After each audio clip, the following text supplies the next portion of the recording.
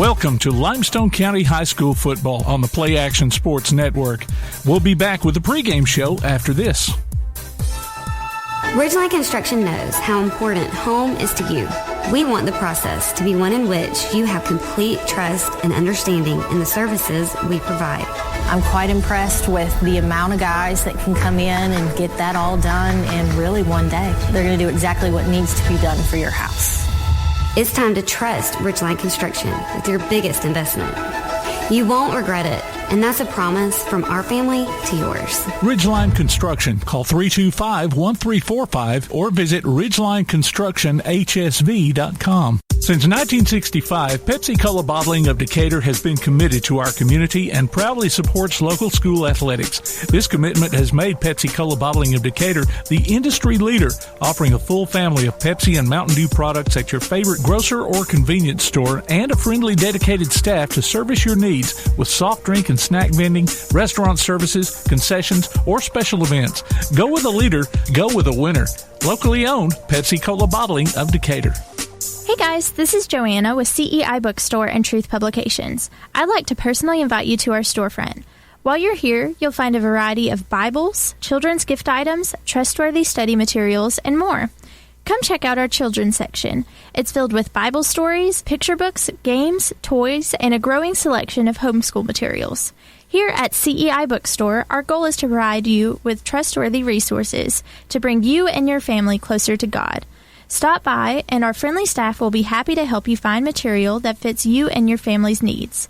CEI Bookstore and Truth Publications. Taking his hand, helping each other home. Limestone County High School sports are brought to you in part by Limestone County Commission Chairman Colin Daly. Visit the County Commission page at limestonecounty-al.gov to keep up with what's going on in the county and find out what ranks us in the top 5% in the state. You can also call Colin at 256-233-6400 or on his cell phone at 256-800-4544. Hey, this is Jim from Lawler's Barbecue. A lot of you folks out there keep asking where we cook our barbecue because you don't see pits and smoke. Well, guess what? You never will because we cook it in Lewisburg, Tennessee at our USDA facility so that we can maintain consistency and quality. So no matter which store you come to, you get the same great taste. Philip's been cooking barbecue since 1978, and I promise you, he's got the hang of it. He's been doing it so long, he doesn't want to be cremated. He's asked to be slowly smoked over glowing hickory coals. So come try some Lawler's Barbecue at any of our 7 locations today. Lawler's Barbecue, cooked slow, served fast. Davis & Cole LLP in Athens has served the area assisting individuals and businesses with bookkeeping, tax preparation and filing, and routine accounting. Davis & Cole LLP, 105 South Marion Street in Athens. Call 232-9994. Davis & Cole LLP. Looking for T-shirts with just the message you want? They're as close as your computer or mobile device. Just go to daddyoscustomtees.com and look through the selection of designs for the perfect one. Or say just what you want with your very own designer message. Daddy O's Custom Tees features short and long sleeve T-shirts plus sweatshirts, hoodies, aprons, mugs, and even pet apparel. With Daddy O's Custom Tees, you can have it your way, whether you need 1 or 100. Go to daddyoscustomtees.com. That's DADDYOS Custom TEES.com. daddyoscustomtees.com. If you'd like to download a copy of this game or hear it again on demand, go to pasnetwork.net. You can find this game and previous games under the Archives tab. That's pasnetwork.net. Play Action Sports. Good evening, everyone, and welcome to Limestone County football right here on Play Action Sports. We are live in Ardmore, Alabama, the home of the Tigers at Cooper Field for tonight's matchup between the visiting East Limestone Indians and the home team, Ardmore Tigers. Good evening, everyone. I'm Kirk Pierce. Alongside me, Tom McClung. Tomcat. Yes. Yes, we got Tomcat in the house and our producer, Mr. Tim Lambert. Tom, we have a great matchup tonight between these two teams. Not only is it a county rivalry between these two teams, but this is also a huge 5A Region 8 matchup between these two teams tonight. Yes, Kirk, this game right here will have huge implications on the state playoffs. Bragging rights between Ardmore and East Limestone. You know, Ardmore-Delmont's the rivalry between the two schools, but Ardmore and East is the one that's cooking right now. So East Limestone comes in tonight with an overall record of 4-3. They are undefeated in Region 8 play. sitting right now at second place to the Russellville Tigers, who Ardmore is very familiar with. They played them last week in a loss. 51-0 was the final score against the Russellville Tigers. But Ardmore comes in tonight with a 5-1 record, 2-1 in Region 8 play, with that only loss to Russellville last week. And we get to see, or East Limestone gets to see, Russellville next week. So, like you said, huge implications just in region play as it sets up for the playoffs. It'll be interesting, Kirk, to see how Ardmore bounces back. East Limestone bounced back from their loss to West Limestone. That loss last week in Lawrence County was huge. We'll see how they prepared this week, and I'm pretty sure Coach has got them ready to roll. Well, led tonight for the East Limestone Indians, we know who he is. He's Coach Jeff Pugh, 15 years at the high school. He is the winningest coach in East Limestone history, and that's saying something for the historical nature of East Limestone football. And then when you look across the field to the other side, the home team, you've got Coach Jonathan Schneider. This is his first year as head coach. He comes in from Athens as the former defensive coordinator down there, but he has got this Ardmore team ready to play this year. And I am sure they are chomping at the bit right now. We're counting down to kickoff. Each team knows what is required and what stakes are tonight. So when you look at the East Limestone team, they're pretty much led by the running back Fortune Wheeler. Last week he had 3 touchdowns. He is right now a 1,000-yard rusher. Over 1,000 yards, and we're 6 games. They're 7 games into the season.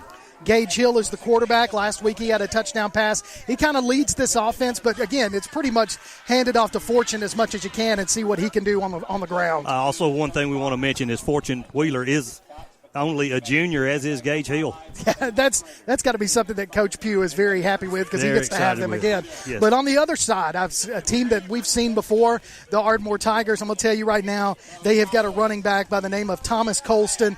He is a load to carry. I've watched him play. He takes a lot of punishment, but he delivers a lot of punishment when he runs through that line. Well, you're 5'9" and 226 pounds, and you run like he does. If you don't deliver punishment, you don't need to be on the field. But then what Coach Schneider likes to do is he likes to flip it up a little bit. He brings in a little scat back, if you will, kind of throwing it back to the old days. But Trevor Sims, he's a little bit smaller than Colston, but I tell you, man, when he hits those holes, he is quick and he knows what he's doing when he gets the ball. There you go. Looking forward to watching them both run. This is my first time to see a high school, well, not to see a high school game, but to call a high school game. This year. Yeah, we're just under 7 minutes away from kickoff. I'm going to tell you right now, there's still fans piling in. We've got fans on the Ardmore side. You would say that it's capacity over there. There's a few spaces, but then when you look in the north end zone, you've got people sitting in chairs, lining up along the fence. And then East Limestone always travels well, because this side in front of us, because we are on the visitor side tonight calling this ball game, but this visitor side is packed. But I look on the south end zone down the road there right before the bridge, and it reminds me of the scene at the end of If You Build It, They Will Come. It's just lights and lights continuing to come in the stadium. Yeah, the fortunate thing is we don't have a lot of cornfields here. We got train tracks. We got train tracks, and we've got a night of football right here in Ardmore, Alabama. We're about ready for the coin toss, and when we come back, we'll have the results of that.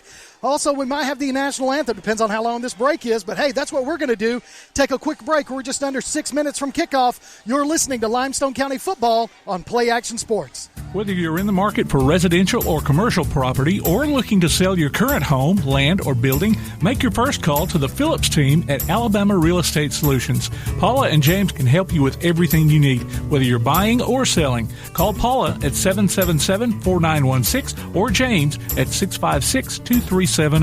You can also see their listings online at alrealsolutions.com. Look for them on Facebook, too. The Phillips team at Alabama Real Estate Solutions. Real solutions for real estate. The next time you need a pharmacy, one call to Athens Creekside Drugs, Salem Pharmacy, or Florence Express Pharmacy will fill the bill. All 3 locations are committed to providing you the best services a pharmacy can offer, with the emphasis on quality, value, and service. Whether your needs are simple or complex in nature, either location can provide solutions that deliver results. They pride themselves on being a company where customer service means timeliness, quality service, and a friendly attitude. Athens Creekside Drugs at 605 Highway 31 South, Salem Pharmacy at 28730 Highway 99, and Florence Express Pharmacy on Mall Road in Florence.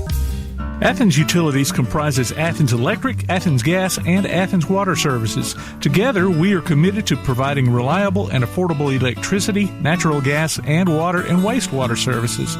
We operate as part of the City of Athens, and just like our city's motto of Athens is classic Southern character, we believe in supporting what makes our community special, and that includes Athens and Limestone County sports. Call 233-8750, go by their office at 508 South Jefferson Street, or look for the link online at athensal.us.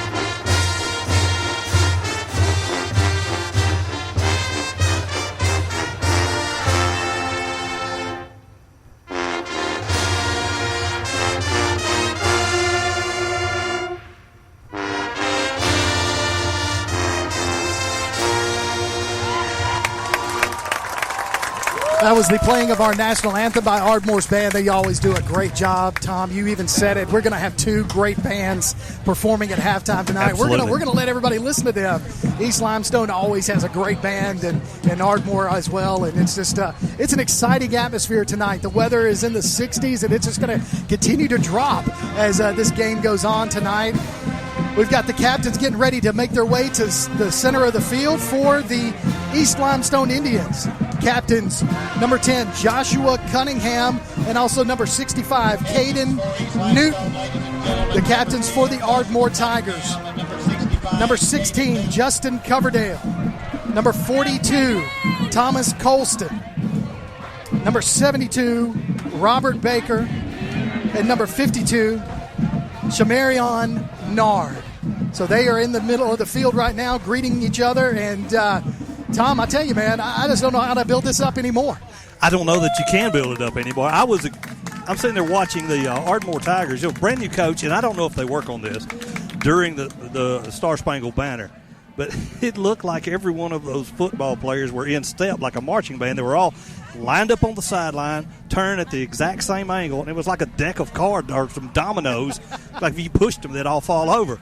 I was impressed by the discipline in the lineup. So. Well, I know that's what Coach Snyder wanted to bring is some discipline, and he's wanting to build this program up. And I'm telling you, man, I think he's on his way. Like we said, he's got a 5-1 record, 2-1 in Region 8 play, going up against the undefeated team from East Limestone in Region 8 play. Now, they have lost 3 games, but those are non-regional games. The last time we called the game, they played West Limestone, and it was, that was a close game over there in West. Looks like East Limestone has won the toss, and they're going to receive.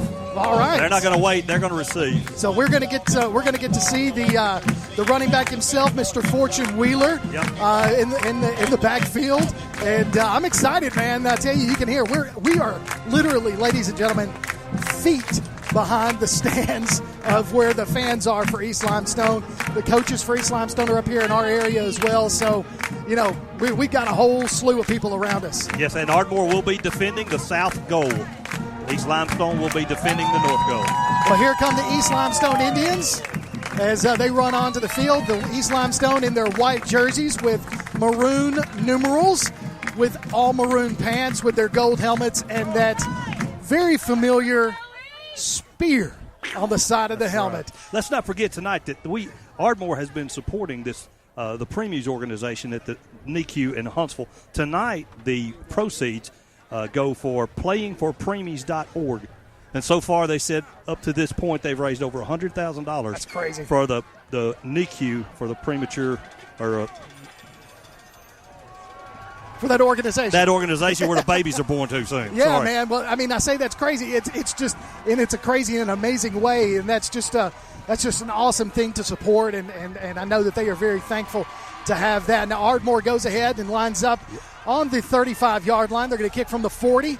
They are in all black tonight, trimmed in gold. Black pants trimmed in white and gold. Black jerseys with gold numerals. Got gold on the sleeves a little bit. Black helmets. And we are ready for some football. Back deep to receive for East Limestone, number 7. It's Fortune Wheeler. He's standing at about his 3-yard line right now. Kicking off for the Ardmore Tigers is number 99, Jeffrey Rodriguez. If you're not ready for football, I don't know where you are, because tonight is the night for this matchup. There's the whistle, and here we go, ladies and gentlemen. The snare drum roll. It's a little pooch kick that's really going to come up short. It's going to roll out of bounds. East Limestone, smart move there, just letting that roll out of bounds. Good discipline by number 20, Anthony Killen. He come up like he wanted to catch it, and I don't know if he felt the stare of Coach Pugh, but he backed off and let it bump out of bounds. Ardmore will take it on the 30-yard line, I believe. So it's going to be actually East Limestone. East Limestone will take it on the 30. First and 10, East Limestone from their own 30-yard line. As we've already said, they've got a running back there with over 1,000 yards rushing on the year so far. He's number 7. He's a junior, 5'10", 170 pounds. That's Fortune Wheeler. Coming in the quarterback, number 6, Gage Hill, 6 foot, 150 junior. And here we go, split to the far side. Everybody else is in tight. Gage Hill in shotgun. He's got Wheeler to his left. Everybody shifts from right to left. Wheeler goes to the other side, and they're going to hand it off to Wheeler to the near side. He's going to be at the 35. Blocking. He's got some good blocking. You're right. Still on his feet, tackled out of bounds, just short of the 50-yard line. They're going to spot him at the 49. That's a nice first down run, Tom. Nice first down run, brought down by 44. Brody Dunn. Yeah. Good tackle. Brody Dunn also plays tight end, and you'll see him in the H-back position on offense for Ardmore. Now, a little correction. The East Limestone Indians started at the 35-yard line, not the 30. Yes, they did. Bad. That's all right. I didn't pick it up either. All right. Shotgun. Hill. Got Wheeler to his left. Hill's going to call his own number. Take it across the 50, down to the 30, 45, down to the 35, past the 30. He's running. He's in. There's nobody going to touch him. Touchdown, East Limestone.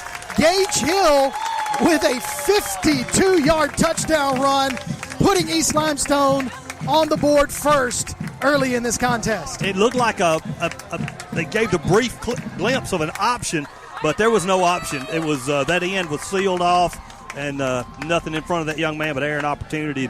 He took it all the way to the house. 52-yard scamper there by Hill, and he was pretty much untouched. And you just, I know if you're Coach Snyder, you're going to have to tighten that defense up early. You got to seal that end off. You can't let him break containment like that. So number 88 for East Limestone, that is Landon Hart, lines up for the extra point. Waiting on the snap. There it is. It's a good snap. Trouble Excellent. On the hold there. It was a good snap, but a little trouble on the hold. It looked like the ball slipped through the holder's hands, got it up against his chest, and by then it was too late. Jamison Drake was the holder, just wasn't able to get it down for the extra point. So with 11:27 in the first quarter, East Limestone on top, 6-0. You're listening to Limestone County Football, Play Action Sports. One of the worst feelings you can have is that of being stranded. Well, BT's Towing, Tire, and Truck Repair makes that a thing of the past with 24/7 towing services and roadside assistance in the northern Alabama and southern Tennessee areas. But that's not all. They also offer truck and trailer repair, mobile welding, brake service and repair, new and used tires, and other major and minor repairs. Their name says it all. BT's Towing, Tire, and Truck Repair. For 24/7 response, call 497-8234. That's 497-8234. BT's Towing, Tire, and Truck Repair. Welcome back to Limestone County Football on Play Action Sports. 11:27. Really? 2 plays into the game. 33 seconds into the game, and East Limestone on top, 6-0 after that huge 52-yard touchdown run by Gage Hill. Back deep to receive the kickoff for Ardmore is Devlin Jarrett, standing at about the 15-yard line. It's really a line drive kick. Garrett's going to pick it up. He's going to kind of run his way around the far side. He's got some room. He's got a nice comeback, run back. Crosses the 40-35 down to about the 37-yard line. It's a good field position for the Ardmore Tigers. Brought down by Roman Scrimpture, number 17. And, yes, you're right. Great field position. He had himself a little bit of a seam on that far side, but it closed fast. But he still was able to return it from really the 20-yard line. So, nice little return there for the Ardmore Tigers. So, here we go. We told you Colston would be the man, and he is. He's lined up in the backfield. And 44 and 42 looks like 44 is going to be almost like a they're just going to give the handoff to Colston up the middle. He's going to grind his way forward. Good grief. Pass about 9 yards. Do they give him the first down? No, he's going to be short of the first down. Huge gain there by Colston. And right before they tackle him, he squirted through a little hole that I didn't see. So number 44, Brody Dunn, is acting kind of in, I'd say, the Wildcat, but right now it looks like he's in at quarterback. Yes, he is a quarterback. Almost a pistol-type formation. That's what they had the previous play. So we got a split to each side. You got Colston to the right of Dunn. Going to put a man in motion. Going to fake the handoff to the man in motion. Going to give it to Colston up the middle. Colston, again, just powers his way forward for the first down. Picks up an extra 6 or 7 yards on the carry. 1st and 10, Ardmore. Now, if we had professional statisticians, we could figure out how many yards after contact, this young man has. But well, I told you earlier, you've got Trevor Sims. Now he's coming in for Colston, and he is going to be a little bit of a difference than what you're used to when you see Colston. Trevor Sims, 5'6", 150 pounds. They're going to hand it to Sims. Sims is going to try to get his way around to the outside, and he does. Tries to find that corner, picks up a couple of yards on the play, about 3, so it's going to bring up 2nd down and about 7. Tackle by the right side of the East Limestone defense, but a good gain of 2.5, 3 yards. Well, they're over in East Limestone territory. Ball is spotted at the east 43-yard line. So 2nd down. You still got Dunn in at quarterback. Going to keep Sims in at tailback. You got one split to the near side, one to the far side. Everybody else is in tight. You got an H-back up there. I can't get that number on the far side. Sims is going to line up to the left of Dunn. He's going to put a man in motion. They're going to fake the jet sweep and give it to Sims to the near side. Sims just kind of weaves and bobs his way, but only picks up maybe a yard on the play. Tackled by number 59 from the East Limestone Indians, Cameron Pace. Another one of the juniors Coach Pugh has. So it looks like, I would like to say it's a young team, but I mean, there's some seniors out there, but Coach Pugh's got to be happy with the aggressiveness of this defense. That's a long 3rd down, at least 3rd and 6 coming up. So Colston comes in for Sims. Dunn still in at quarterback, if you will. Devlin Jarrett comes to the split. He is going to be closest to us. They got 2 splits to the near side. He and number 24 got 1 split to the far side. Going to put Devlin in motion. Going to give it to Colston up the middle. It's going to be a false start there against Ardmore. Yeah, penalty flags came out early. Like this will bump it back to 3rd and 11. So false start is the call against Ardmore. Like you said, they're going to move it back. So 3rd and 11. They're going to move the ball to the 47-yard line of East Limestone. Well, it was going to be difficult before, but Ardmore needs to convert this 1st down, especially after giving up a touchdown in 2 plays. So closest to us is going to be split. Drew Daly, number 1. Split to the far side. Caleb Higginbotham, number 3. You got Colston and Dunn in the backfield. Dunn's going to throw the ball. He's going deep for Higginbotham, and it's going to fall just a little over Higginbotham's hands, and it's going to bring up 4th and 11. Number 3 on defense there, Brenton Abernathy. But I tell you what, Kirk, I'm impressed with the arm on number 44. That's a big-time throw. If the receiver's just a little bit taller or jump a little bit higher, that's a catch. So I think Ardmore's going to do exactly what they didn't want to do, is turn the ball over. So they are going to line up to punt, back deep to receive for East Limestone's number 14. That's Barrett Brown, standing at about his 10-yard line. The punter for Ardmore, standing at his 41. 8:35 in the first quarter. East Limestone on top, 6-0. Number 1, Drew Daly punts the ball. It's a high punt. Going to wait, fair catch. Smart smart by him because he had Ardmore defenders right in his face. Right there. Looks like they'll start at around the 14-yard line. So 1st and 10, East Limestone from their own 14. That was an excellent punch. It really was. Nice high, tight spiral.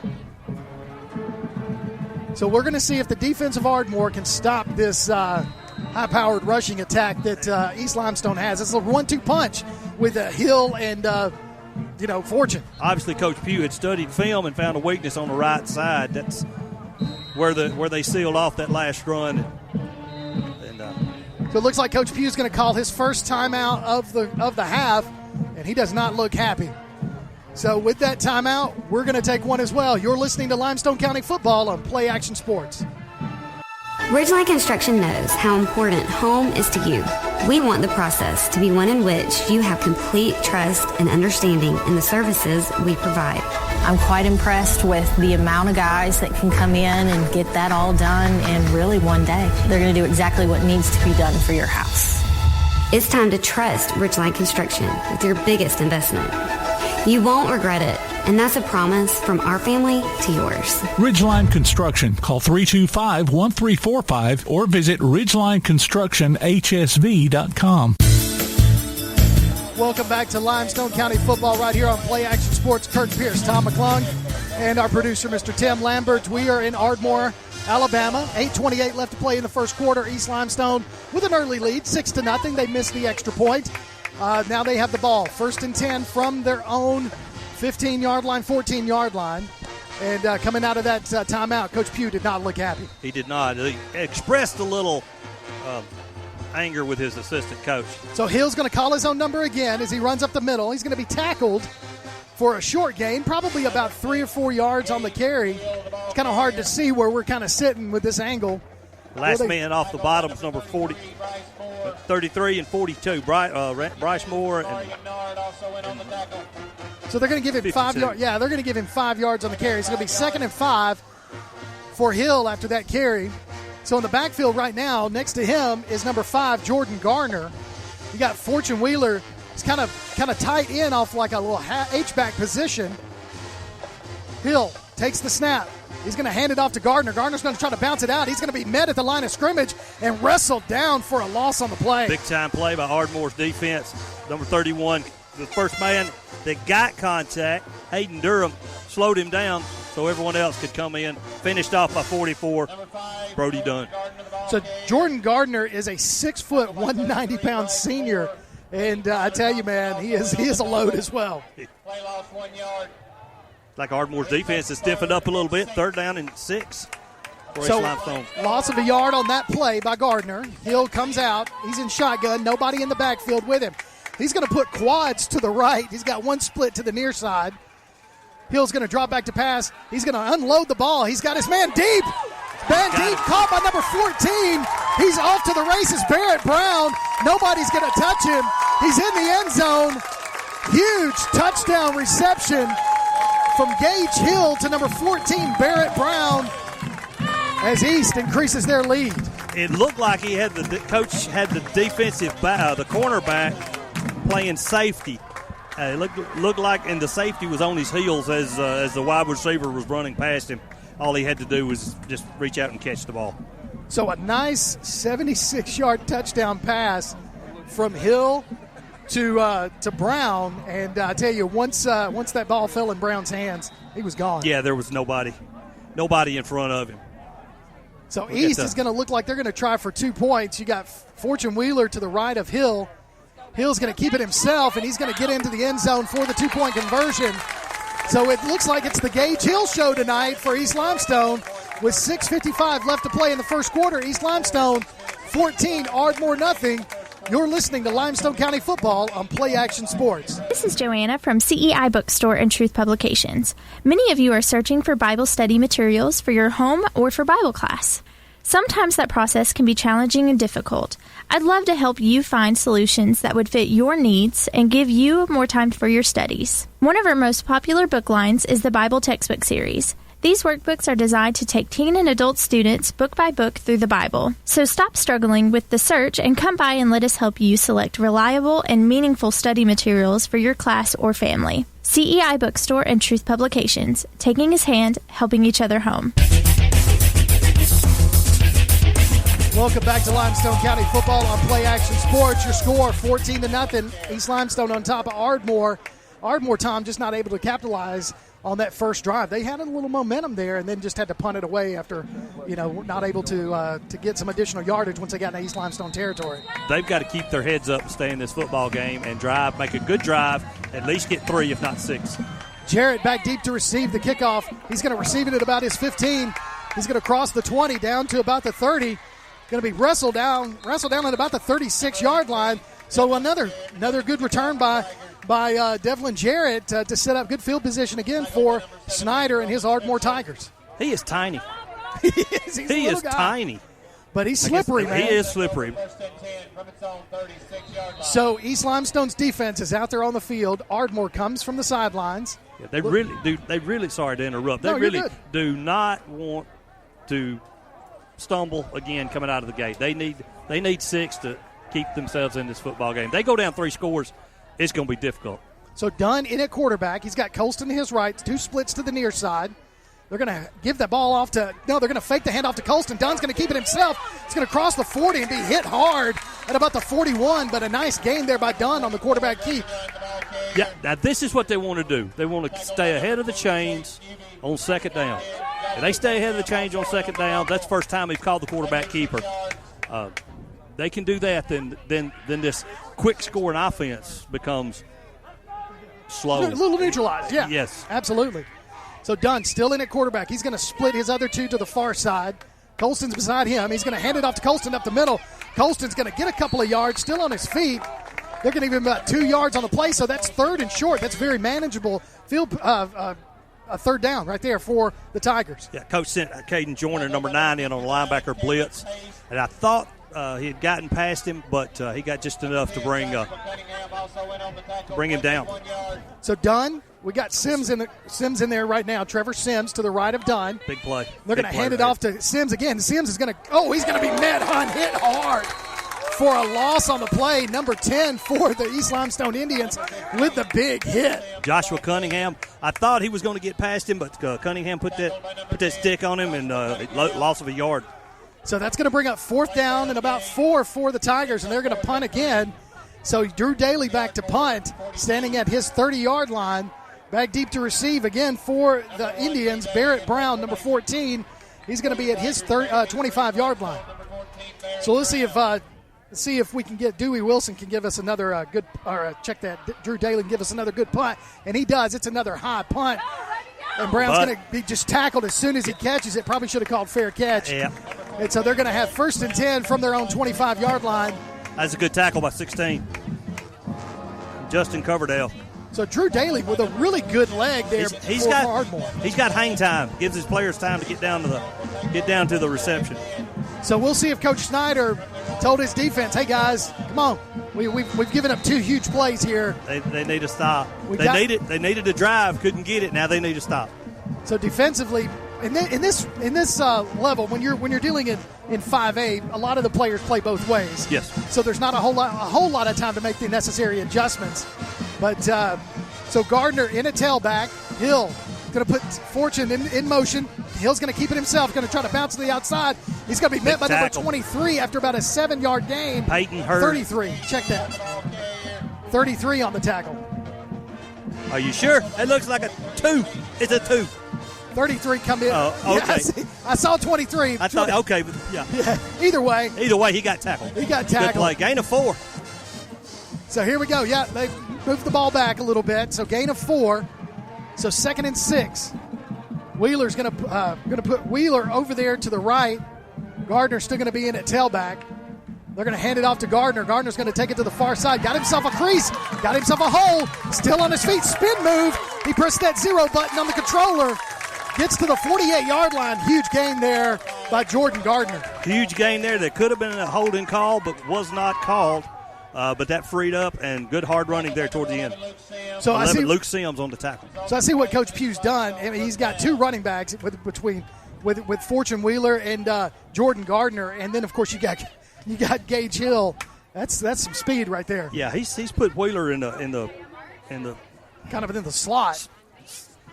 Not the word I'm looking for. I'll dig on it and think about it. I'll let you know in a minute. They're going to hand it off to number 10, Joshua Cunningham, around the near side. He's going to pick up the first down over into Ardmore territory past the 50 on the Ardmore side of the 50. So 1st and 10, East Limestone. That was good defense at that time for Ardmore. So Gage Hill looking for the call. I'm still trying to remember what they call that position. Because it's half of an offense they used to run, and I know my friends are screaming at me. You had that same kind of receiver facing the backfield on each side. The wing T. The wing T, thank you very much.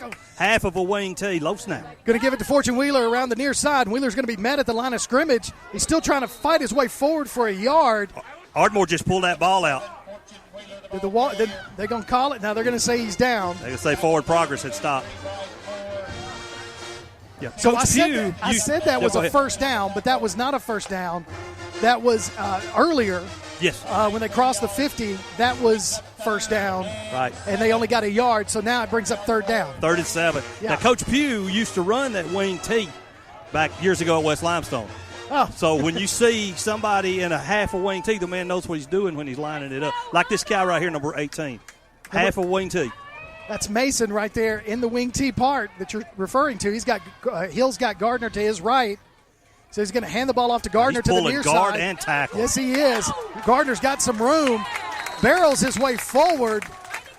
They dropped the yard marker, and they're going to give him the first down. So first down by Jordan Gardner. Yes, Coach Pugh pulled the right guard and the right tackle to complement what was going on the left side. And that's first down East Limestone. Once you're able to isolate that defensive tackle and that defensive end, yes, that gives that leaves your running back against the one person that really doesn't want to tackle him, and that's usually the cornerback. Yep.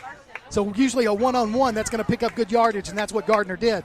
So Hill, shotgun. He's got Gardner to his left. Going to hand it off to Cunningham around the near side. Cunningham's going to barrel his way forward for about a yard. Check that. That's Alexander Mason on the carry. So pickup of about 1. Like 33 Randall Moore on the tackle. And you look at him, he's a squatty. My brain is just gone. Fire plug of a football player. And it looks like he's roaming from sideline to sideline very well. All right. So Fortune Wheeler back in the ball game. He is in that wing T thing that you referred to. Yeah. So he's going to go in motion. They're going to hand it off to him. He's going to go to the far side. Great block there by Gardner to free Fortune Wheeler around the far side. He's going to be shoved out of bounds at about the 20-yard line. So huge gain there by Fortune Wheeler to pick up the first down. Yeah, 18 there. Devlin Jarrett, he got sealed off. He was easily got sealed off. Jordan Gardner was able to get out there and seal him off. Yes, he was. One bump, and then he was around the end. Fortune Wheeler was. So when he went out of bounds, it looked like he was at the 20-yard line, but they say he stepped out of bounds at the 22. So 1st and 10, East Limestone from the Ardmore 22. So Hill, shotgun. He's got Wheeler to his right. Mason to the left. Mason is to the left. They're going to hand it off to Wheeler around to the near side. He's going to try. He's going to make a spin move. They're going to hold on to him. It's going to be a loss on the play, and we've got a penalty flag. This may be where your holding call comes in. We've been waiting on it, and it was the ref, the white hat, that threw that one. So it is a hold against East Limestone that are going to move that back. 10 yards from the spot of the foul. So Wheeler not able to have much room to this near side, and once they were able to get back there and hold him, he tried to spin out of it, but he wasn't going anywhere. No, that guy had the back of his shirt. That guy is slippery. He's hard to hold. I've seen a couple of times that the only thing they're able to hold on to is the back of his jersey. So after the penalty, that moves East Limestone back to the Ardmore 36-yard line. It's first and a long way to go. I'd say I can see through the tubas. It's first down and 20. So we've got 1:06 and counting left to play in this first quarter. Fortune Wheeler goes in motion. Hill's looking to pass the ball. He throws it across the middle, and it is caught in coverage by number 14, Barrett Brown, with his second big catch of the night. I tell you, he had a guy all over him, and Hill just threw it right where he needed to be. That was a good route run because he boxed that guy out just like a power forward would for a rebound. Just kept him on the outside. Ball was thrown inside, easy pitch and catch. So second down, still got 5 yards to go. Ball is at what looks to be the 16-yard line of Ardmore. Hill, shotgun. He's got Gardner to his right. Wheeler is in that little slot area, wing T. They're going to give it to Gardner. He's going to cut it up the middle. Still on his feet. Woo, I tell you, man. Hard. Those guys are chugging those legs hard. Hard yards right there. So I still think he's going to be short of the first down by a couple of yards. Did they give it to him? No, he's still short. Second down and 5. So I believe East Limestone's going to let this clock run out because we're at 10 seconds before the end of the first quarter. So the official's going to take a timeout with 8 seconds left to play in the first quarter. And what they're going to do is bring out the chain gang to see if he got the first down. So we'll stay with this. Since we're 8 seconds away from the end of the first quarter, they're taking a break. Tom, I hear we got a scoreboard update. Yeah, scores brought to you by Limestone County Commission Commission Chairman Colin Daly. Clements is up 12-7 over East Lawrence. Athens is up. That's in the first quarter. Athens is up 7-0 over Buckhorn in the second quarter. Tanner's up 7-0 over Faultville. Go Rattlers. Athens tonight with their homecoming down there in the big city of Athens. And had the homecoming parade today. Yes, they did. They brought out the throwback uniforms. Yes, I saw that. It'll be 3rd down and 1 after the 8 seconds, so Coach will have to snap the ball. Well, I think what they'll do is just go ahead and run this clock out. Oh, okay. 3, 2, 1. It started off on its own. So when we come back, that's the end of the first quarter. Your score, East Limestone 14, Ardmore nothing. And when we come back, we'll have second quarter action. You're listening to Limestone County Football on Play Action Sports. Limestone County High School sports are brought to you in part by Limestone County Commission Chairman Colin Daly. Visit the County Commission page at limestonecounty-al.gov to keep up with what's going on in the county and find out what ranks us in the top 5% in the state. You can also call Colin at 256-233-6400 or on his cell phone at 256-800-4544. Applebee's Tailgate Talk wants to recognize our local athletes, and you can help. Go to tailgatetalk.net throughout the school year to vote for the Applebee's Neighborhood Athlete of the Week. The winner will receive a gift card from Applebee's Neighborhood Grill and a T-shirt from Gotcha Covered Screen Printing and more. Submit your own nominations for future polls, too. While you're there, check out the Tailgate Talk archives and see what you might have missed. That's the Applebee's Neighborhood Athlete of the Week. Cast your vote today from Applebee's Neighborhood Grill and 1080 WKAC. Welcome back to Limestone County Football right here on Play Action Sports. Starting the second quarter, East Limestone on top, 14-0 on the home team Ardmore Tigers in this big Region 8 matchup here in 5A between these two county rivals. And the way it sets up right now is it's 3rd and 1 for East Limestone to start the second quarter. The ball is marked at what looks to be 14. The 14-yard line, yeah. It's kind of hard to see at this angle where we're sitting at. But I've got a line between the tubas. I can see the scoreboard. Okay. So, you got Hill at quarterback. He's going to hand it off to Gardner around the far side. Gardner's got some room. He's got his room. Is he going to get in the end zone? He does.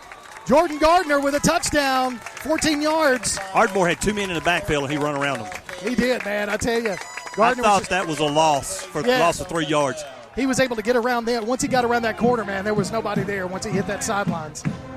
So Jordan Gardner with a huge 14-yard touchdown run to put the East Limestone Indians up by 3 scores with 11:48 left to play in the first half.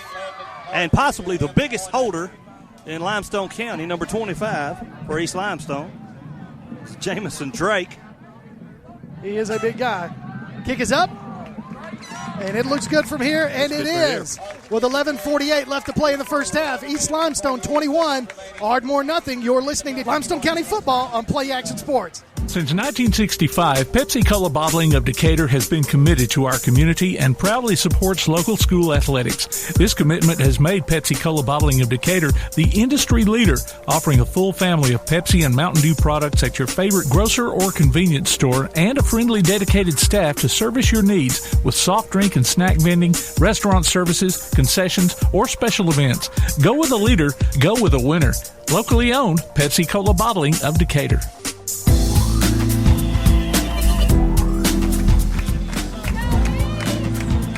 Welcome back to Limestone County Football on Play Action Sports. 11:48 left to play in the first half. And Tom, I mean, it's been all East Limestone Indians in the first half. It's about to get ugly. 11:48, 21-0. Unless Ardmore can come up with an answer to some of East Limestone's speed. Like I say, they had two players in the backfield to stop that run, and the guy just ran around them. He outrun them to the end, and he even outrun the guys that had angles on them. So. Well, the East Limestone's had the ball 3 times, and they've scored all 3 times in their possession so far. So back deep to receive the kickoff. And give East Limestone credit. They've come in prepared for this rushing game of Ardmore's. Yes, they have. Jarrett is going to receive it at about his 15-yard line. He's going to cross the 20 down to about the 30-yard line.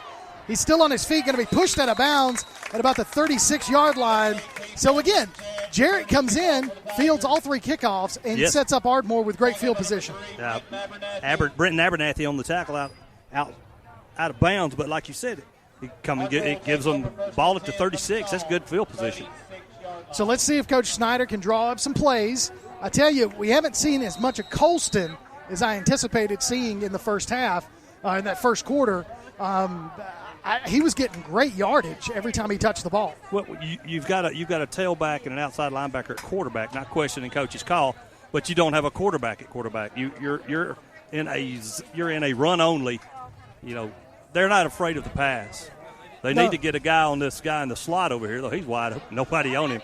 So I asked for Colston, and I got him, and he's going to pick up a hard yard. Yes. I mean, that was a hard yard because he was met in the backfield before he was brought down, but pickup of about 1, so 2nd and 9 for the Tigers. Yeah, once again, Ardmore had a guy totally uncovered, and there's no threat for the pass, so East Limestone's like, I don't care.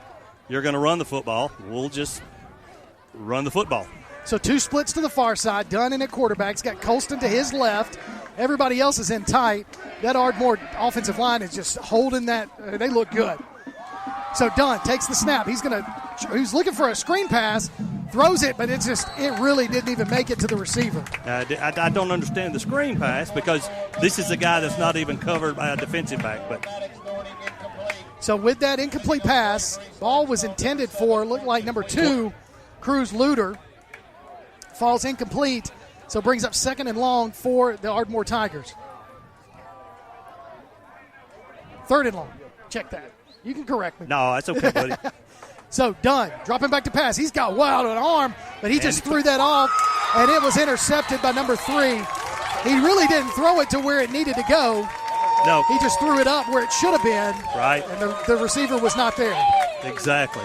It's just East Limestone's momentum is continually rolling along. And Brenton Abernathy with the interception. So East Limestone, big first turnover of the ball game for either team. And East Limestone with the ball at their own 37.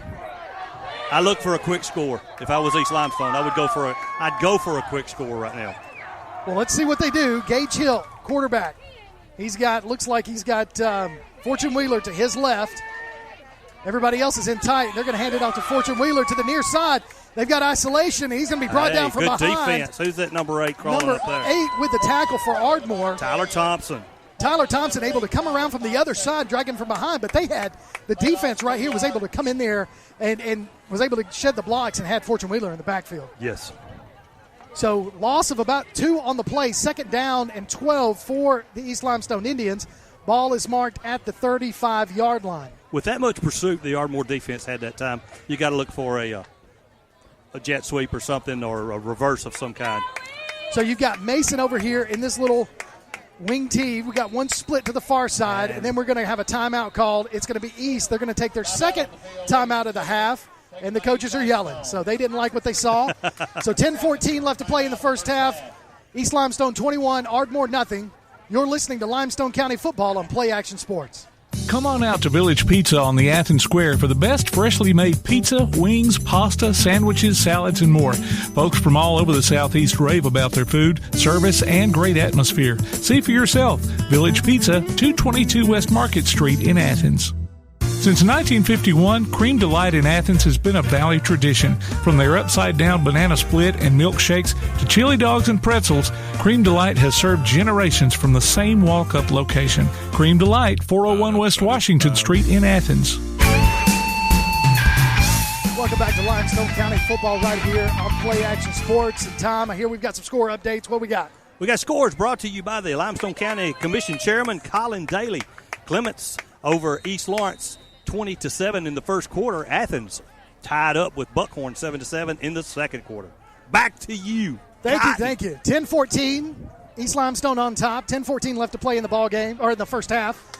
East Limestone on top, 21-0. Hill in at quarterback. He's got Gardner to his left. He's going to sling pass it out here to number 14. That's Mason. Mason's got some room. Crosses the 50. He's going to be hit out of bounds at about the 46-yard line. Did they give him the 45? They're going to say he was knocked out of bounds at the 41-yard line. So it's hard to see as close where all those white jerseys are in front of us. But Mason, what a screen pass there from Hill to Mason. Gain a big gain, solid tackle by 13, Jason Sanchez. So 1st and 10 for East Limestone in Ardmore territory. Ball marked at the 41-yard line. Big first down. Gage Hill, shotgun. He's got Wheeler to his left. Going to put a man in motion. Going to fake the handoff. Going to keep it himself right up the middle. He had a huge hole. Still on his feet. Nice cut there. If helmet comes off, they're going to whistle him dead once that helmet comes off. It was a little extra shove right there, but I tell you, Hill had an open hole, and I still think he would have been on his feet if they had a whistle him down. You could have driven a Mack truck through that hole. So picks up the first down. About a 12-yard carry there by Gage Hill, and you can hear the East Limestone band drums warming up directly behind us. Drum lines going through their rudiments. I know you like that. I'm a trumpet player, man, but I love the drum line too, so I'm a drummer at heart as well. There you go. In high school, I was a trumpet player. Yeah. So here we go. New quarterback in there for East Limestone. Going to hand it off to Fortune Wheeler, and he gets several yards, gets about 9 yards on the carry. In at quarterback right there, Jake Cochran, the freshman quarterback. They needed him for one play due to the helmet coming off. And he did a great job right there, just handed the ball off to Wheeler. And that's what he did. Wheeler comes out, Gardner goes in, Hill back in the ball game for the Indians. So Gardner, he is back there with Hill to the left. We've got number 18, that's Alexander Mason. Over here to the right. Going to hand it off to Gardner around the near side. He's going to cut up that hole. He's got plenty of room to keep going past the 5, past the 10, down to about the 9-yard line. So he picks up the first down. Looks like it's going to be first and goal for East at the 9. This East Limestone offense is just continually chugging, chomping up yards. I mean, you've got Wheeler, you've got Gardner, you've got Hill. The three-headed snake. You've got Mason, who's had some great catches and runs tonight. So I tell you, man, the line is doing a fantastic job opening those holes up. They are. So Wheeler back there behind Hill. He's going to take the handoff to the near side. He's going to be met at about the 5-yard line. They're going to say he's at the 6. Nice defensive stop there by Ardmore. Another one of those jersey tackles from behind. He bounced off of the initial tackler, 33 more, but he grabbed a hold to the jersey just enough to slow him down. So Hill comes over to the sidelines and gets the play. Wheeler still back there with him. And you got Mason also back there. Everybody's huddled up. So Hill, shotgun. Wheeler to his left. Mason in tight, but in that kind of wing tee slot that you will. They're going to hand it off to Mason up the middle. Mason's going to cut across. He's going to get in the end zone. Touchdown, East Limestone. Alexander Mason with a 6-yard touchdown run to increase this lead. It set Mason on in motion many times, but that's the first time he gave him the ball. Mason actually planted the left foot, turned it up to the middle, and there was a hole waiting on him. So four possessions, 4 touchdowns for East Limestone in this first half. Very efficient. The kick is up, and the kick is good. Landon Hart kicks the extra point to put East Limestone on top by 4 scores, 28-0 over Ardmore. 7:23 left to play in the first half. You're listening to Limestone County Football on Play Action Sports. Ridgeline Construction knows how important home is to you. We want the process to be one in which you have complete trust and understanding in the services we provide.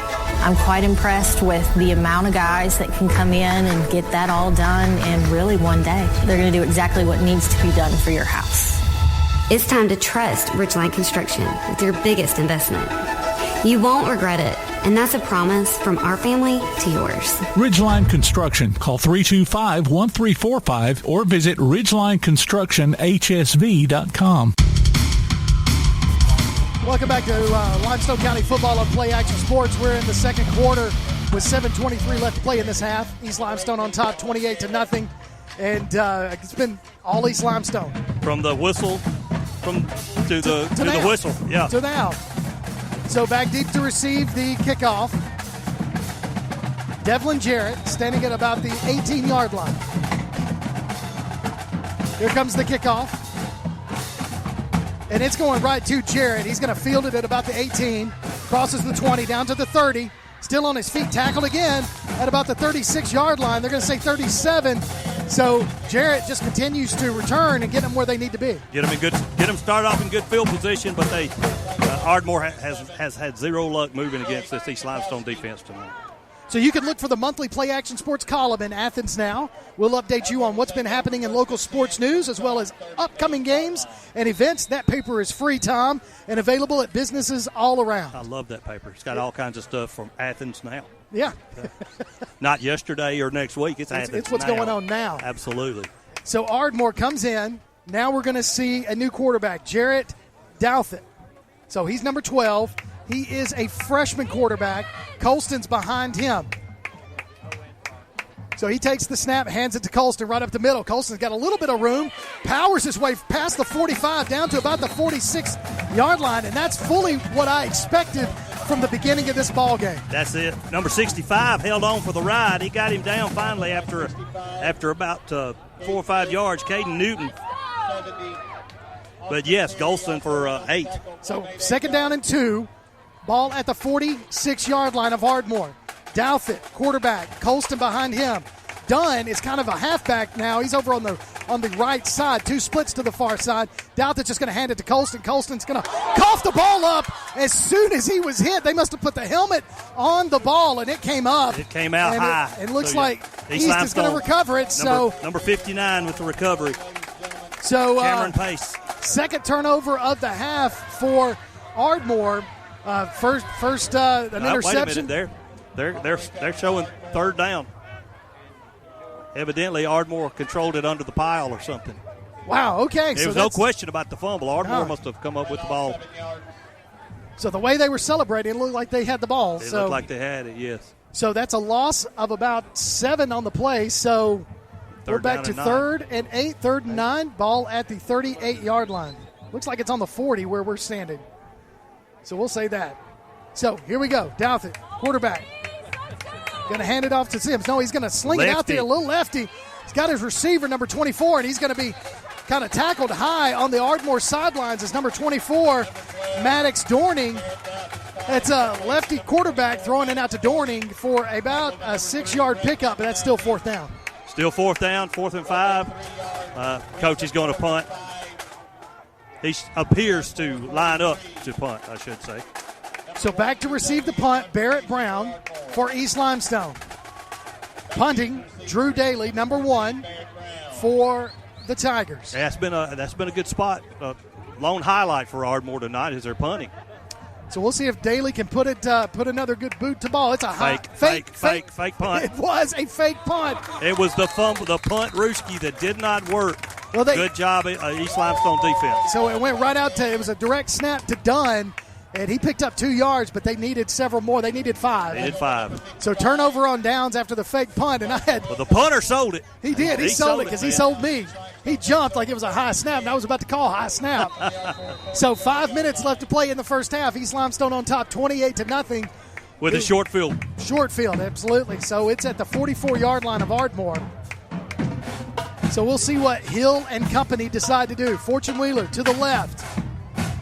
Number 18, Mason, who scored the touchdown just a moment ago. They're going to hand it off to Wheeler to the near side. Woo, what a cut. Wheeler what a hole. Just blasted up that hole and took it in. He's looking over his shoulder and gets into the end zone. Touchdown. 44-yard touchdown run, Fortune Wheeler. You told me Fortune Wheeler had over 1,000 yards this year. Looks like he's going to get another 200 tonight if he wants to. He hit that hole. He planted that right foot, and up the middle he went. Nobody touched him till he got to the end zone. Did you see him looking over his shoulder before he crossed the goal line? So he knew he was in. So Fortune Wheeler with his his first touchdown of the night. Gardner had the other one, and Hill threw for one, and Mason had another one. The kick is up, and it is good. With 4:50 left to play in the first half, it's all East Limestone, 35-0 over the Ardmore Tigers. You're listening to Limestone County Football on Play Action Sports. Since 1965, Pepsi-Cola Bottling of Decatur has been committed to our community and proudly supports local school athletics. This commitment has made Pepsi-Cola Bottling of Decatur the industry leader, offering a full family of Pepsi and Mountain Dew products at your favorite grocer or convenience store, and a friendly, dedicated staff to service your needs with soft drink and snack vending, restaurant services, concessions, or special events. Go with a leader, go with a winner. Locally owned, Pepsi-Cola Bottling of Decatur.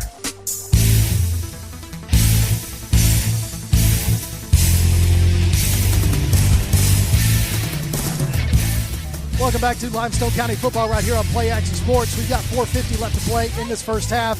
East Limestone just scores every time they get the ball. They're up 35-0. And, they've had the ball 5 times. And, Tom, they have scored each time. They've scored 5 touchdowns, no field goals, and they've done it efficiently. Offensive line is making huge holes. The speed of East Limestone is running past Ardmore. I thought it would be a closer game than this, but this one's pretty much decided before the first half is over. So Landon Hart setting the kickoff for East Limestone. He's going to kick to the same guy. Going to kick it to Oh. So Devlin Jarrett picks it up. Penalty flag on the play. He's going to be tackled at the 30. Penalty flag come way back here on the other side of the 50-yard line. So let's see what the officials call, because that ball kind of rolled around before he picked it up. I think it's going to be a block in the back.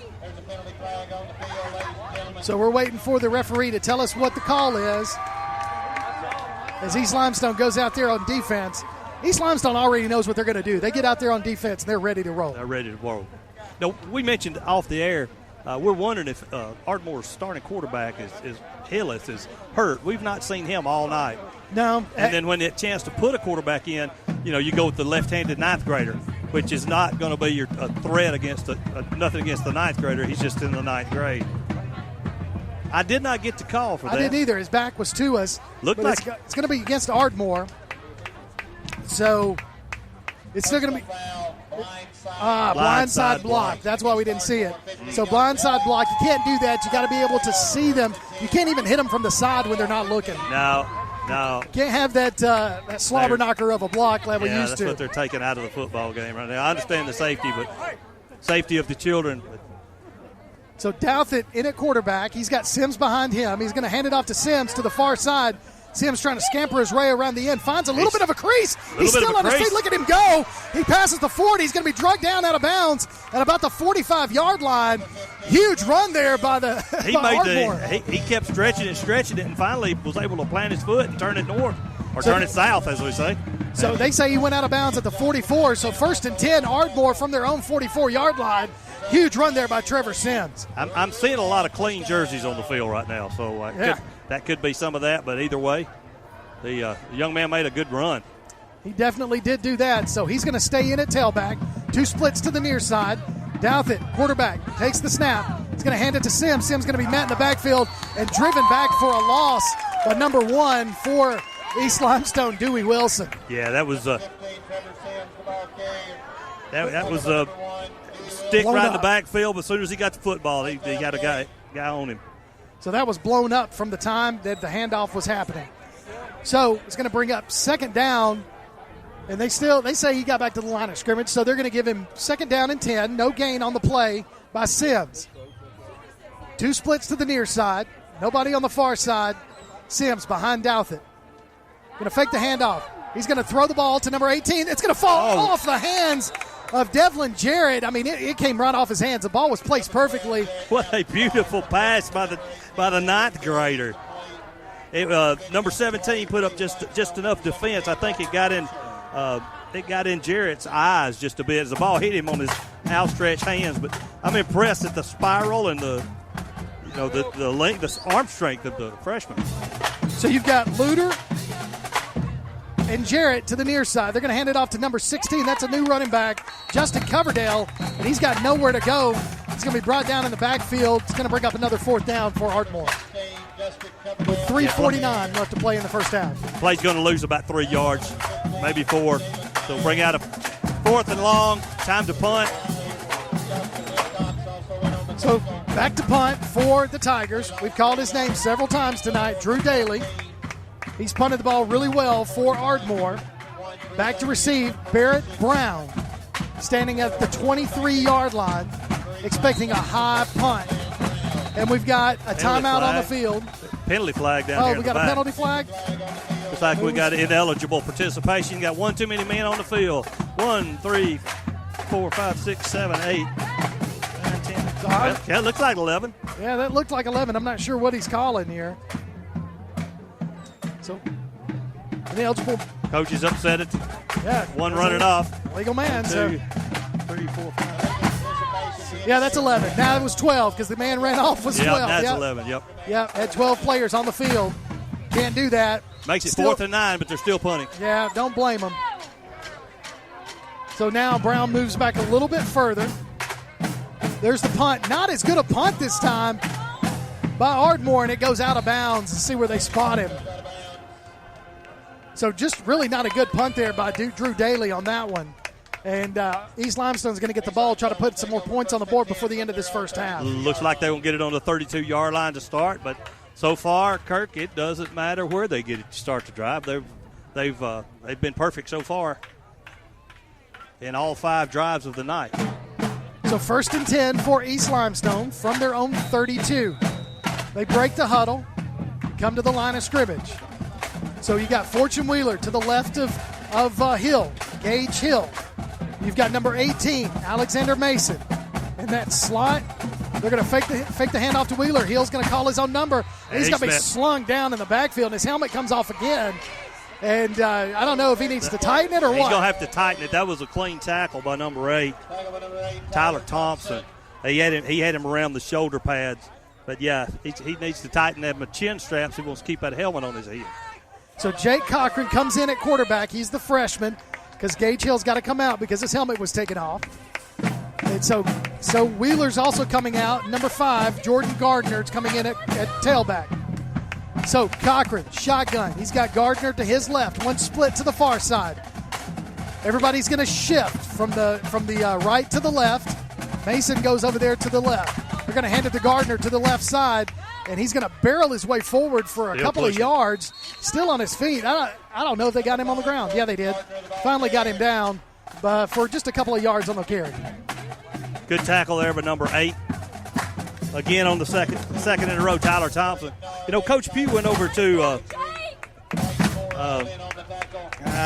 the quarterback, Gage Hill, and talked to him a little bit about that. And I thought for a second he's going to leave him off for a second play. Well, he's still in. Jake Cochran's still in at quarterback. Okay. So Wheeler comes into that little wing T slot, if you will. Gardner's to the right of Cochran. So he's going to take they're going to blow that one dead. It was going to be a handoff to Wheeler up the middle. So 2:03 left to play in the first half. False start against the Indians. So 35-0 is your score. East Limestone on top. Cochran's going to come out. Looks like Hill's going to go back in at quarterback. So we'll see what they do here offensively with 3rd down and long. Here we go, Gage. You got it, babe. So 3rd and 18. 3rd and 18. And they've been back there before and able to come up with it. But I think the last time it was 2nd and 20 down here on this end, and they threw a touchdown pass. Yep, they did. So you've got Gardner to the right of Hill. Everybody else is in tight. There's the snap. Going to hand it off to Gardner around the far side. He's trying to fight his way forward. Picks up a couple of more yards on the play, but still going to be 4th down for East Limestone. It's going to be East Limestone's first punt of the night. Another helmet has come off. So that's Gardner's helmet. So he's coming out, but it's 4th down. It's first time that Ardmore's held him. So this half. Some penalties helped them, but the Ardmore defense was a little tight that time. So back deep to receive the punt for Ardmore, number 1, Drew Daly. He's also the punter, so might as well have him catch it. Make him do punt returns as well. Barrett Brown back to punt for East Limestone. So Drew Daly standing at about his 35-yard line. Minute 12 and counting to play in the first half. There's the punt. It's a line drive punt straight to Daly. Daly's going to catch it. It's going to be about the 40. Right, he's past the 50. He's past the 40. Still on his feet. Goes out of bounds and tackled out of bounds. See where they spot him. It's hard to see from over here, but Ardmore Tigers, great field position before the end of the half. That's good speed on, help me with the name. Drew Daly. That's good speed on Drew Daly because he had 2 tacklers. He split the middle of those, and next thing you know, he's down to the 32. I don't think that's correct. Okay, you're right. It's not. It's the 20. It's at least the 20. When the scoreboard's wrong, look at the football on the field. The tubas are out of the way now. Yeah, they are. But you still got the fans and the short sidelines right there. So 1st and 10, Ardmore, best field position of the night from the East Limestone 20 after that great return by number 1, Drew Daly. We're going back to the lineup that they had early in the game. So you've got number 44, that is Dunn, in at quarterback. Going to hand it off to Colston. Colston trying to find his way forward, but going to be just met by the entire defensive line of East Limestone for no gain. And Ardmore takes a timeout. So that'll be Ardmore's first timeout of the half. 51 seconds left to play in the first half. East Limestone on top, 35-0. Scoreboard action? Yes, we have some scores brought to you by Limestone County Commission Chairman Khalid Daly. Tanner Rattlers up over Faultville 15-2 in the second period, unless we're getting a late update. 15-8 in the second quarter, Tanner over Faultville. Clements 26, East Lawrence 14 in the second quarter. Florence Eagles, our old coaching buddy, is over Sparkman 14-0 in the second. I tell you what, that'll be a huge game right there if Coach Waldrop and his Florence Falcons could knock off Sparkman, because that will give James Clemens the number 1 seed right now in that Region 4 action for 7A. I know Coach Waldrop would never tell his football players that, but you know he's got to be thinking in the back of his head. I would be if I was him. Yeah. So 51 seconds left to play in the first half. 2nd and 10 for Ardmore from the East Limestone 20-yard line. The Dunn and Colston show now. Yes, it is. 2 splits to the far side. Dunn in a quarterback. Colston to his right. Dunn's going to take the snap. He's going to drop back to pass. He had his man. He still has his man. He did, but he had number 2 in the end zone. Oh, did he? He sure did. But the pass is complete to number 18, Devlin Jarrett. And Ardmore's going to take another timeout. I tell you, Dunn had looked in the end zone. He had him open. He had his receiver wide open. Looks like the play gains 3 for another timeout. So it'll be a 3rd and 7 when we return. 3rd and 6, my bad. So, yeah, what we'll do is take a quick timeout, and when we come back, we'll have more action for you. You're listening to Limestone County Football on Play Action Sports. Limestone County High School sports are brought to you in part by Limestone County Commission Chairman Colin Daly. Visit the County Commission page at limestonecounty-al.gov to keep up with what's going on in the county and find out what ranks us in the top 5% in the state. You can also call Colin at 256-233-6400 or on his cell phone at 256-800-4544. We're back here in Ardmore, Alabama, the home of the Ardmore Tigers. Ardmore down right now, 35-0 to East Limestone with 39 seconds left to play in the first half right here on Play Action Sports, bringing you tonight's Limestone County football game of the week. Yeah, both coaches have 1 timeout in their back pocket. So Dunn throws it across the middle. It's going to be picked off at the 5-yard line. It's going to be picked off. Dunn just kind of lobbed it up. Pass was intended for number 5, Preston Patterson. But couldn't see who got the interception. Looks like number 17 for East Limestone. That is Roman Scrimsher with the interception. So another turnover, another interception in the first half. They've got to have had an injured quarterback, because this running package has not worked. East Limestone has loaded up the box. They're not afraid of the pass, and Ardmore has not been able to move, not consistently, but at all tonight. So East Limestone going to go ahead. I think they're going to try to run the clock out. It's like victory formation. Yeah, for the first half. Yes. And Hill's going to take the snap, and he's going to take a knee. as they reset the clock. That should be the last snap of the first half, and it is. It is going to do it for this first half. No, they're going to say he's got to do one more. But the play clock is well under.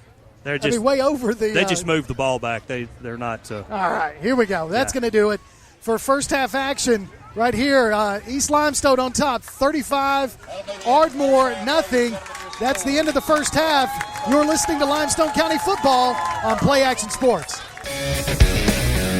Time for our Play Action Sports Sideline Shout-Out. A tip of the hat from the head coaches to their assistants on the sidelines. First up is East Limestone coach Jeff Pugh. Defensive side of the football, our coaching staff, is a lot. What we have to do here is guys have multiple positions that they have to coach, and they have to coach on both sides of the ball. So our defensive line, we split it up, and Coach Hester really coaches the defensive ends, and Coach Taylor Paxton coaches the interior defensive linemen, our defensive tackles, and they have to make sure that we're a big contact squeeze fit team. We're all about gaps on defense, and they control those guys there to make sure that they are contacting who they're supposed to contact, and if we're running a blitz scheme, that they're in the proper gaps, and they do a real good job with those defensive linemen, because that's where it all starts. Coach Green, Coach Bobby Earl Green, and Coach Morrison, they coach the inside backers and outside backers. Coach Morrison has our outside backers. That's a tough position because you got one that's kind of a hybrid. He'll drop back and play safety if we play a two-safety scheme, or cover 4 or cover 2. So he has to coach those outside backers up, and he has to really coach a hybrid out there. He does a good job with that too, Coach James Morrison. Coach Green's our defensive coordinator, Coach Bobby Earl Green, and he has the inside backers, which that entails, the Mike backer, which is our defensive captain or our signal caller. So he has to teach him all the calls and make sure the calls are right, get the calls in. And Bobby Earl's been around a long time, won a state championship or 2 over Tanner. And, Bobby Earl loves football, loves being around the kids. Kids love him. He does a great job. Coach Morrison, too, he's not I guess I'm the loudmouth on the team. Most guys kind of keep it low-key and just do coaching, and I try to hand out the discipline and give out the butt chewings when there needs to be a butt chewing, because I'm the head coach. It's my responsibility. Everything's my responsibility, but I try to make sure that they know when they're doing something wrong that's going to cost us. And they both do a good job of those backers. Coach Kirk Murphy, he coaches our corners, and I really help him coach the safeties there. I coach the safeties. Coach Murphy coaches the corners, and we split it up pretty good there. Brick helps with the secondary. And the overall, Rick's just good about knowing our overall scheme here. He's been around it so long. And Landon Laxton, he helps out on the defensive line. Sometimes he'll take a tackle, and when our guys come to the sideline, Coach Laxton takes them back to the TV back there. He's played for me, and he knows what we do here. So all those guys chip in one way or the other. Coach Bolden is another guy that helps Coach Peyton Bolden helps Coach Kirk Murphy with those corners, so they can split them up. So we've got a set of eyes almost on every player on offense and defense. So really, really helps us. Our guys work hard. I tell them that, it's tough. It's tough on the coach here, because when I'm here, I expect them to be here. The kids expect them to be here. So if we're going to ask the kids to be here, I want the coaches to be here too. All those guys do, and they do their job. And it's a good place to coach here. I hope they enjoy it here, because we like winning. Kids like winning.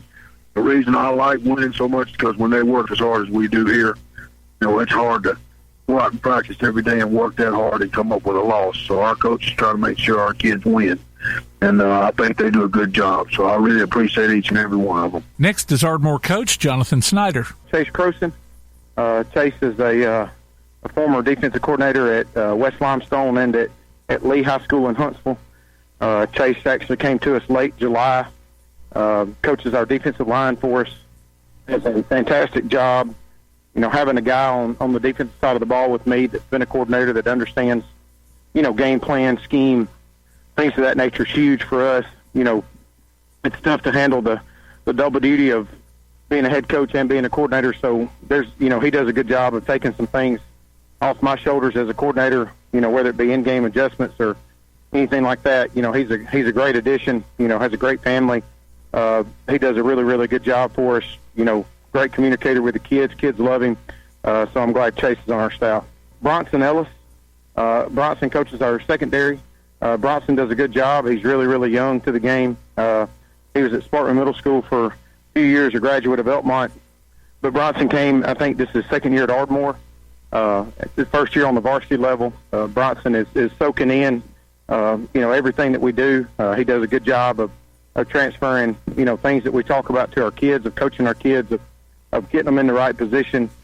Secondary is a hard position to coach because you're the last line of defense, and everybody sees when a secondary guy blows a coverage. So, it's a tough spot to coach, but Bronson does a good job with our kids. He's a great, classroom teacher. Has been a really, really good carryover from the previous staff here at Ardmore. And I'm glad that Bronson has taken on the role that he has and is using it and growing and getting better every day. That's tonight's Sideline Shoutout. We'll be back with a halftime show after this from Play Action Sports. Stick around after local high school football coverage this season as we announce our Lawlers Fans of the Week. Just go to pasnetwork.net and register. Then listen during the postgame show of each regular season game as we pick the winner of a $20 Tasty Buck from Lawler's Barbecue. The next Fan of the Week could be you from Lawler's Barbecue and Play Action Sports. As you can hear in the background, that's the East Limestone Marching Band. And like I said, we're still in halftime. Got about 12 and a half minutes before the start of the third quarter. East Limestone on top, 35-0. Tom, I tell you, man, it's been an offensive show by these East Limestone Indians. From the first whistle till now, it's been nothing but East Limestone. Ardmore's not been able to mount any kind of offensive attack pretty much at all. Outside of the punt return, that's about all the offense they've had. Yeah, man. East Limestone's only been stopped. I mean, you could count that last series right there before halftime if you want. Yeah. So technically, Ardmore's stopped East Limestone twice, but during the first 5 possessions of the ball game, East Limestone offensively just huge touchdown pass, huge touchdown runs, short touchdown runs. I mean, they've been just able to do whatever they wanted to offensively. They've been able to break gaping holes in the middle of that line. I said the one row run, I could drive a Mack truck through that hole that they had. And then with East Limestone speed, there was no way anyone was going to catch it. I know Coach Pugh's got to be in there at halftime lauding his defense right now, trying to stay positive, trying to keep not positive, but trying to keep their motivation up, and saying, look, guys, offensive line, you guys are doing your job. Keep doing it because we're able to run whatever we want. And then on the Ardmore side, it's been a little bit tough. Coach Snyder, a little upset right there before the end of the first half and kind of letting the officials know, and they got a kind of a penalty flag thrown on them right before halftime. Yes, that I don't know if that'll be assessed. East Limestone won the toss and got the ball, so Ardmore will be starting possession. So I don't know if they'll assess that on the kickoff or at the end of the run. So we'll find that out. We'll take a quick break, and when we come back, we'll discuss some more of the first half and what we expect in the second half. And we'll also try to take a listen to the Ardmore Marching Band. You're listening to Limestone County Football on Play Action Sports. Limestone County High School sports are brought to you in part by Limestone County Commission Chairman Colin Daly. Visit the County Commission page at limestonecounty-al.gov to keep up with what's going on in the county and find out what ranks us in the top 5% in the state. You can also call Colin at 256-233-6400 or on his cell phone at 256-800-4544. Looking for T-shirts with just the message you want? They're as close as your computer or mobile device. Just go to daddyoscustomtees.com and look through the selection of designs for the perfect one. Or say just what you want with your very own designer message. Daddy O's Custom Tees features short and long sleeve T-shirts plus sweatshirts, hoodies, aprons, mugs, and even pet apparel. With Daddy O's Custom Tees, you can have it your way, whether you need 1 or 100. Go to daddyoscustomtees.com. That's DADDYOS Custom TEES.com. daddyoscustomtees.com. Davis & Cole LLP in Athens has served the area assisting individuals and businesses with bookkeeping, tax preparation and filing, and routine accounting. Davis & Cole LLP, 105 South Marion Street in Athens. Call 232-9994. Davis & Cole LLP. Hey, this is Jim from Lawler's Barbecue. A lot of you folks out there keep asking where we cook our barbecue because you don't see pits and smoke. Well, guess what? You never will because we cook it in Lewisburg, Tennessee at our USDA facility so that we can maintain consistency and quality. So no matter which store you come to, you get the same great taste. Philip's been cooking barbecue since 1978, and I promise you, he's got the hang of it. He's been doing it so long, he doesn't want to be cremated. He's asked to be slowly smoked over glowing hickory coals. So come try some Lawler's Barbecue at any of our 7 locations today. Lawler's Barbecue, cooked slow, served fast. Since 1965, Pepsi-Cola Bottling of Decatur has been committed to our community and proudly supports local school athletics. This commitment has made Pepsi-Cola Bottling of Decatur the industry leader, offering a full family of Pepsi and Mountain Dew products at your favorite grocer or convenience store, and a friendly, dedicated staff to service your needs with soft drink and snack vending, restaurant services, concessions, or special events. Go with a leader, go with a winner. Locally owned, Pepsi-Cola Bottling of Decatur. Ridgeline Construction knows how important home is to you. We want the process to be one in which you have complete trust and understanding in the services we provide. I'm quite impressed with the amount of guys that can come in and get that all done in really one day. They're going to do exactly what needs to be done for your house. It's time to trust Ridgeline Construction with your biggest investment.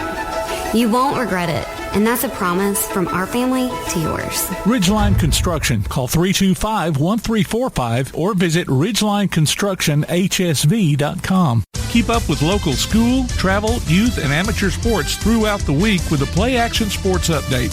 Listen weekday mornings at 7:30 and weekday afternoons at 1:30 and 3:30 as we bring you the latest scores, news, and announcements from Limestone County and surrounding communities. That's the Play Action Sports Update 3 times a day, Monday through Friday on 1080 WKAC.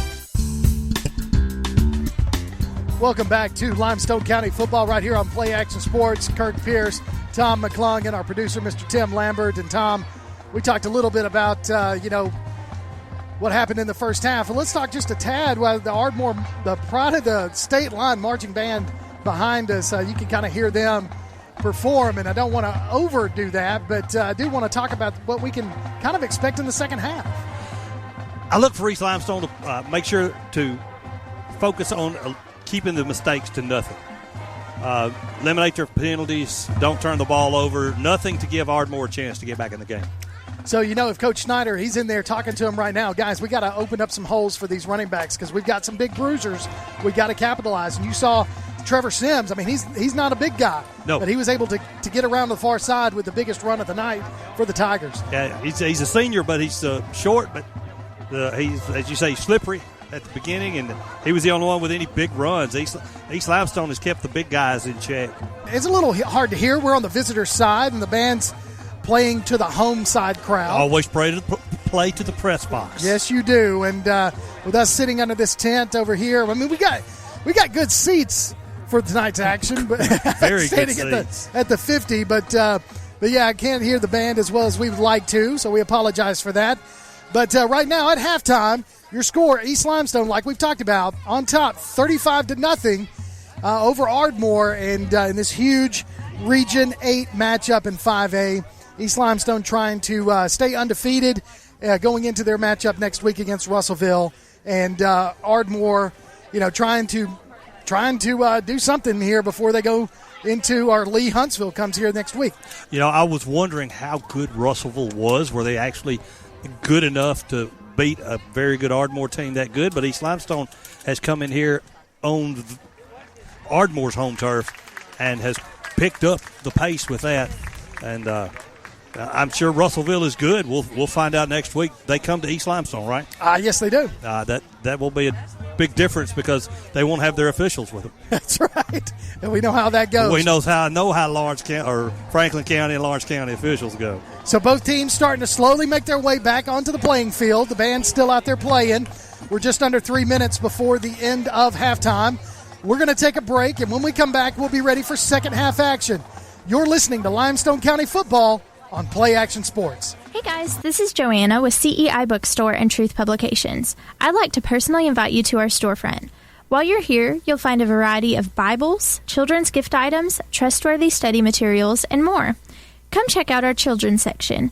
It's filled with Bible stories, picture books, games, toys, and a growing selection of homeschool materials. Here at CEI Bookstore, our goal is to provide you with trustworthy resources to bring you and your family closer to God. Stop by, and our friendly staff will be happy to help you find material that fits you and your family's needs. CEI Bookstore and Truth Publications. Taking his hand, helping each other home. Whether you're in the market for residential or commercial property or looking to sell your current home, land, or building, make your first call to the Phillips team at Alabama Real Estate Solutions. Paula and James can help you with everything you need, whether you're buying or selling. Call Paula at 777-4916 or James at 656-2370. You can also see their listings online at alrealsolutions.com. Look for them on Facebook, too. The Phillips team at Alabama Real Estate Solutions. Real solutions for real estate. Athens Utilities comprises Athens Electric, Athens Gas, and Athens Water Services. Together, we are committed to providing reliable and affordable electricity, natural gas, and water and wastewater services. We operate as part of the City of Athens, and just like our city's motto of Athens is classic Southern character, we believe in supporting what makes our community special, and that includes Athens and Limestone County sports. Call 233-8750, go by their office at 508 South Jefferson Street, or look for the link online at athensal.us. The next time you need a pharmacy, one call to Athens Creekside Drugs, Salem Pharmacy, or Florence Express Pharmacy will fill the bill. All three locations are committed to providing you the best services a pharmacy can offer, with the emphasis on quality, value, and service. Whether your needs are simple or complex in nature, either location can provide solutions that deliver results. They pride themselves on being a company where customer service means timeliness, quality service, and a friendly attitude. Athens Creekside Drugs at 605 Highway 31 South, Salem Pharmacy at 28730 Highway 99, and Florence Express Pharmacy on Mall Road in Florence. One of the worst feelings you can have is that of being stranded. Well, BT's Towing, Tire, and Truck Repair makes that a thing of the past, with 24/7 towing services and roadside assistance in the northern Alabama and southern Tennessee areas. But that's not all. They also offer truck and trailer repair, mobile welding, brake service and repair, new and used tires, and other major and minor repairs. Their name says it all, BT's Towing, Tire, and Truck Repair. For 24/7 response, call 497-8234. That's 497-8234. BT's Towing, Tire, and Truck Repair. The Play Action Sports Report is back in podcast form. Look for it every Wednesday on your favorite podcast platform. The Play Action Sports Report. Scores, interviews, highlights, and more from school, youth, and amateur sports in Athens and Limestone County. The Play Action Sports Report every Wednesday on your favorite podcast platform or online at pasnetwork.net. You're listening to Limestone County football right here on Play Action Sports. We're still at halftime, just under 3 minutes left before second half action gets underway. East Limestone on top, 35-0 over the home team, Ardmore Tigers. Tom, here we've got some score updates right there on the scoreboard. Scores brought to you by Limestone County Commission Chairman Colin Daly. West Limestone is up heartily at Wilson, 31-8 at halftime. Florence, huge game in Region 8. Outcome is Florence is 28, Sparkman is 0, and that's a huge influence with James Clemens Jets. They could clinch the region tonight. Pretty much, yeah. Yes. Clements, exactly. good to go for the Clements Colts at halftime. Keep it up, boys. They're leading East Lawrence 33-14. There you go. And we'll toss it back to you, Cotton. I tell you, Tom, it has been one of those games tonight where, we talked about it. We really did expect a lot tonight, and East Limestone has delivered. Ardmore, it's been a little tough for them tonight. Offensively, just having a hard time getting it going and giving up those big plays against East Limestone on the defensive side. Ardmore just not able to stop the running back duo of Gardner and Wheeler, and then, of course, Gage Hill at quarterback, just really kind of having their way. Yeah, Ardmore's their starting quarterback must be hurt. Their passing game is really non-existent tonight. So you make them one-dimensional in their offense, and the defensive line and linebackers of East Limestone are not having a field day because Ardmore's still moving the ball. It seems like there's always three guys to tackle one guy. So tonight, if you'll listen to us during the postgame show, Tom and I are going to talk about the Limestone County player of the game. And what our featured player gets, Tom, is a gift certificate good at either Village Pizza or Cream Delight. How about that? I love them both. I've been to both of them many times. The chili dog sans onions. I cannot eat those onions on the chili dog. I tell you what, those fire and ice wings, though, at Village. Come on now. Have mercy, brother. I tell you. You're going to make me eat this hot dog I got here. I've been wondering when you're going to eat that. I'm taking that thing home with me. Well, if you don't want to go to Village or to Cream Delight, I can tell you, if you're the fan of the week, you become the Lawlers fan of the week at PASnetwork.net. You can go and enter your name right there on that website. And what we do is announce the winner during the postgame show of each and every Limestone County football game.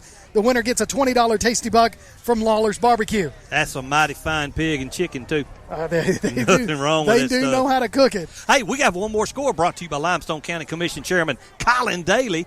Athens Golden Eagles on homecoming are up over Buckhorn 14-7 in the third quarter. Golden Eagles, homecoming, trying to get them a big win tonight. So as we expected, Ardmore is going to be penalized at the. There was a penalty right there at the end of the first half. I guess it was called on the Coach Schneider, and so they're going to have East Limestone kick off. So there's a little discussion on what we're going to do here. Yeah, Ardmore is on the wrong end of the field. Yeah, East Limestone wants to defend the north end zone to start the third quarter. No. Yeah. Okay, they moved the 15-yard penalty up, and East Limestone will be kicking from the 45-yard line. From the Ardmore 45-yard line. So you might as well just let this one roll in the end zone. Or you could call that the East Limestone 55-yard line, but there's no such thing in football. Yeah, it's Canadian football. It's Canadian football, yeah. We're playing real football here. Yes. All right, here we go. To start the second half, East Limestone on top, 35-0 over the Ardmore Tigers. Here we go. Kickoff time for the second half action. And there's the whistle. Back deep to receive for Ardmore, Drew Daly, number one. And it's going to be an onside kick. Wasn't expecting that. And the kicker is going to almost recover it, but I don't know. I think he touched it before it went 10 yards. Well, the tee is still sitting at the 45, so if he touched it before the 35, it's illegal touching. So let's see what they say. It's either offsides or it is illegal touching. So what are we going to do? Yeah, so they're going to say is – Where's the white hat? He'll be the man making the call. He made the call He's already made the call. Yeah, I was looking down here. So penalty against East Limestone, so they're going to move it back a little bit. Hey, sneaky play there by Coach Pugh. I don't blame Coach at all. That's a good call. I'm pretty sure that was not illegal touching. Yeah, they were offsides. Yeah, offsides. Yeah. So here we go. They're going to have to kick straight up on the 50-yard line. That ball was touched around the 32. That's around 13 yards. So there was plenty of distance on the kick. So sneaky call by East Limestone, but we're going to do it again. So lining up for the kickoff, back deep to receive for Ardmore, Drew Daly and number 18, Devlin Jarrett. So here's the kick, and it's up. It's going to be a pooch kick. It's going to be fielded at about the 15-yard line. Going to be returned out to about the 31. Big goes tackle. Number 13 for Ardmore, Jacob Sanchez. So good field position again for Ardmore at their own 31. Good form tackle by Brenton Abernathy there at the 31-yard line. So let's see what kind of adjustments Coach Schneider made in at halftime for this offense. See if he decided to change up a little bit or what did he want to do. So they're going to be on the near hash mark at the 32-yard lines where they're going to spot the ball down. 1st and 10, Ardmore from their own 32. Yep. Dunn still in at quarterback. No, he's going to move to the left side of Colston. So we're going to call that a wildcat formation for Colston. No, that's Brody. That's Dunn in there. Yeah. There, Colston is right there. He's going to give the ball to Colston right there. Forward progress gets him 5 yards. So it was Dunn in at quarterback. I mixed their numbers up. With East Limestone's offside penalty, that didn't hurt the unsportsmanlike by the coach. Didn't hurt Ardmore like you might think it would at the beginning of the half. No, just as far as field position goes. They got to capitalize though, because they got a long road to hold right there if they're going to get back in this ball game. So Dunn, quarterback. Colston to his right. Everybody else is pretty much in tight. Got some splits. Going to fake the handoff. Dunn's going to keep it himself, try to go to the far side. It's going to be tackled at about the 35-yard line by number 42. Yeah, right at the line of scrimmage. He may have lost inches, but 59, check that for the East Limestone Indians. That's Cameron Pace on the tackle. So no gain on the play, 3rd down and 5 to go. Now Ardmore lines up in what appears to be a passing formation. But so Dunn in at quarterback. He's got Colston. He's got 2 splits to the far side, 3 splits to the far side. I see him now. So trips all the way to the right. Somebody's covered up over there. So they're going to hand it to Colston to the near side. He's going to try to cut a hole, barrel his way past the first down marker, down to about the 44-yard line goes Colston. Huge run there, first down. That's a big-time run. I looked at the wide receivers, and both of them were on the line of scrimmage, which meant one of them couldn't go out for a pass, but it was a running play, so it didn't matter. Didn't matter. Good hard run by Colston. So Sims comes in to replace Colston in the backfield. Dunn still back there at quarterback. He's got 3 splits to the far side. Dunn standing at about his 40 in the shotgun. Sims to his left. They're going to hand it to Sims. Sims trying to find his way through. He does have a hole. He's going to pick up 5 yards. He's still on his feet, and the line is trying to push him forward. But nice second down play right here, 5 yards. Second down at just beyond midfield we're still going to call it the 50-yard line. But that's what you want. You want to get ahead of the sticks every time on first down. So they're going to mark it on the East Limestone side of the 50, so it's going to be 2nd down and 5 for Ardmore. Dunn, shotgun, Sims to his right, going to fake the handoff to Sims. Dunn's going to keep it himself. He's got a hole. He's trying to fight his way forward. He does, past the 40, down to about the 35-yard line, 36. Another first down run there by Ardmore. Big-time first down run. Coach may have changed up some blocking assignments because he's getting some holes knocked in the middle of that, just off the right guard. So big run there on the quarterback keeper. Dunn in at quarterback. He's number 44. He's a big guy. He is 6'2", weighs 203 pounds. And as a senior. So, got some experience. Got some maturity, some experience. Big kid. Trips to the far side. Sims to the left of Dunn. They're going to hand it off. No, he's going to keep it himself again, try to fight his way forward past the 35 down to about the 32, 33-yard line. So a nice 3-yard pickup there by Dunn, keeping the chains moving a little bit. Or keeping the yard marker moving. The yard marker. I got you. Yeah, you got me. Yard marker is moving. Gain of 3 to 4. So 2nd down for the Tigers in East Limestone territory. Ball is marked at the 33-yard line. Sims to the left of Dunn. He's going to bobble the snap, going to pick it up, try to throw it. He's got his man right there, number 18. He's going to kind of loses the catch, but catches his own deflection. Number 18 complete to Devlin Jarrett. Well, I can tell you that's the first time I ever seen a football become a baseball and make a curveball out of it. I'm surprised the kid could get his hands on it, but at least with the curveball, he led him a little bit. So it was a completion of about a yard, so still 3rd and 7. Ball marked at the East Limestone 32-yard line. So Dunn's going to fake the handoff to Colston, take it to the near side. He's going to be hit from behind, but still fighting his way forward, still on his feet. That's how Took big. a whole lot of tacklers to get him down, and he got the first down. Another huge first down run there by Dunn. Yeah, that's yards after contact. He was hit early on. He drug a lot of them with him. Brody Dunn calling his own number there, faked the handoff to Colston and just kept it himself. He's had 2 good runs there in this drive. You got to look at some time to see Colston is eventually going to break loose. You can't keep that big man. So Colston tries to take the ball up the middle, but he's met at the line of scrimmage by number 59 for East Limestone for maybe a half a yard on the play. So we're going to say, they're not going to give him a yard. No gain on the play, so 2nd and 10. Yeah, that was good, solid tackling. You don't tackle a big man high. You tackle him at his feet, at his knees, and that's where the first contact was. He couldn't get past that. So the ball is spotted at the 22 in the middle of the hash marks.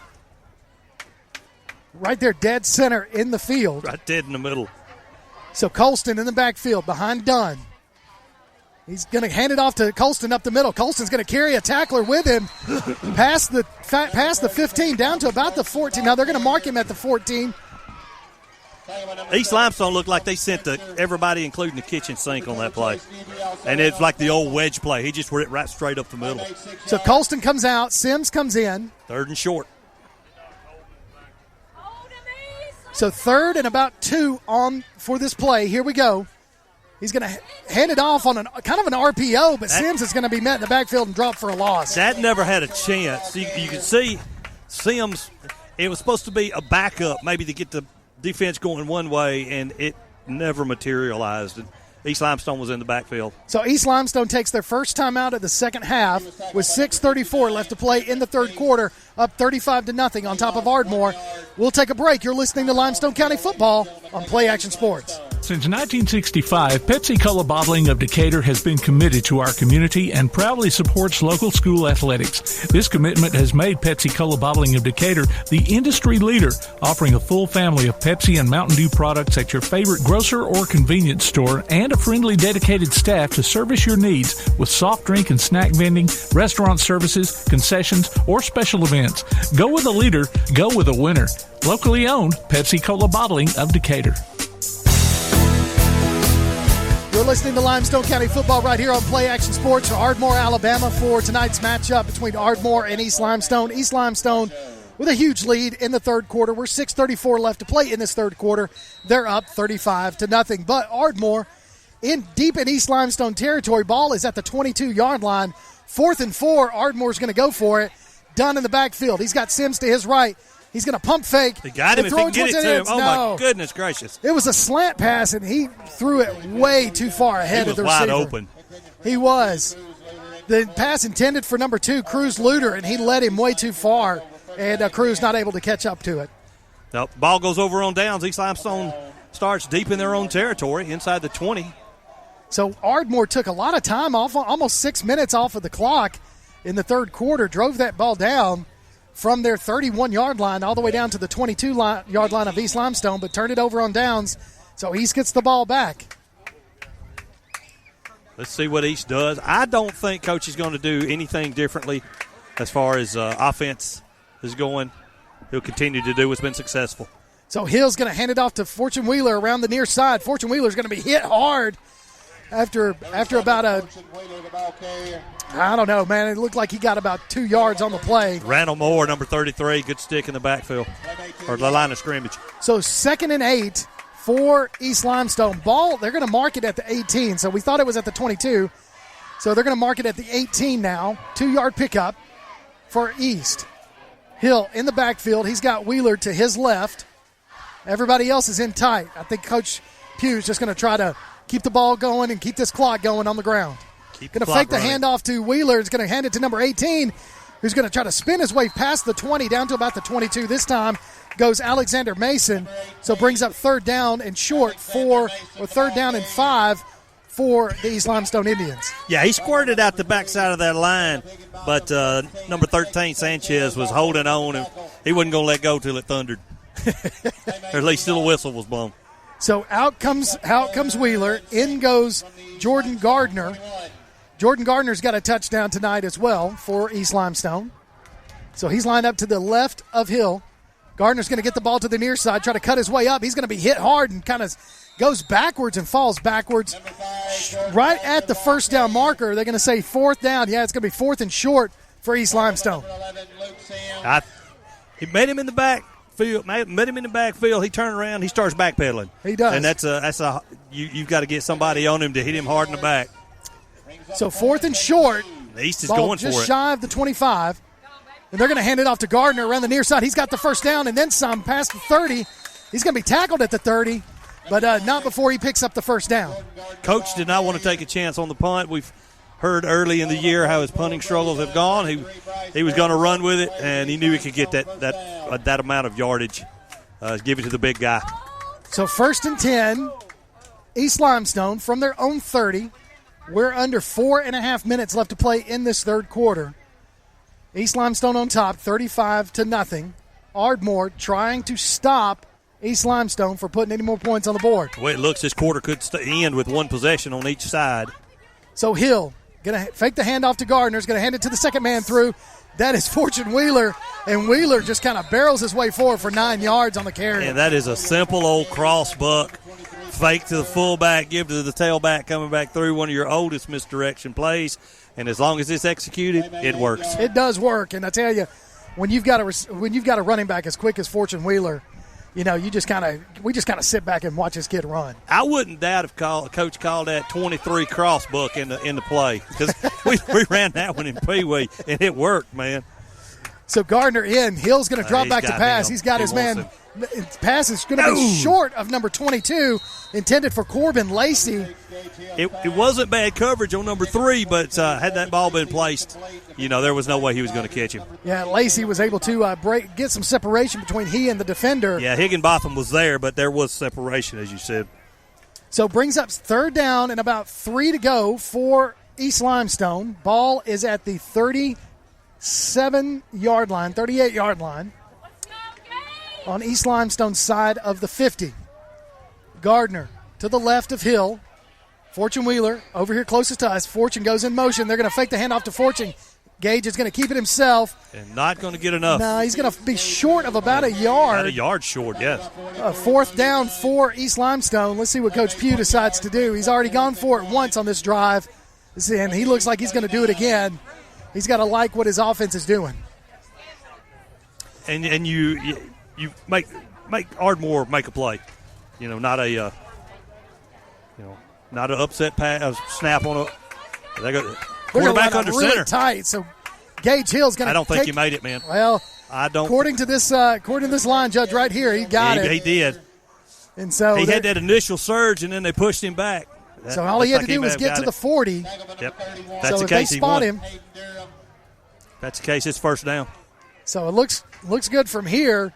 They're gonna call officials timeout and get a measurement here, as that ball is spotted right there at the 40-yard line. That's a good spot too, Kirk. He had that initial surge and it was pushed back, but that is a very good spot.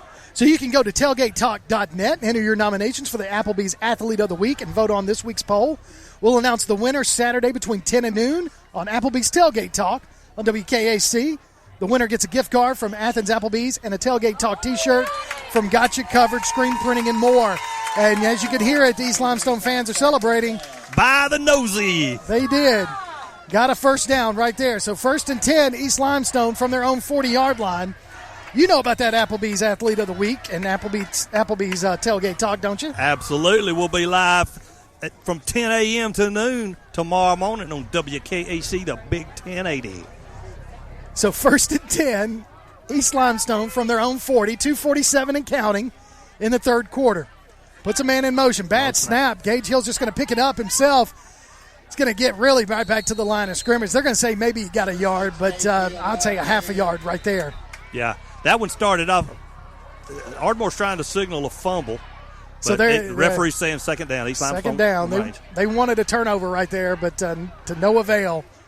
They weren't able to argue their point. No, that play started rough with that ball was basically rolled back to the quarterback. So Fortune Wheeler comes into the ball game.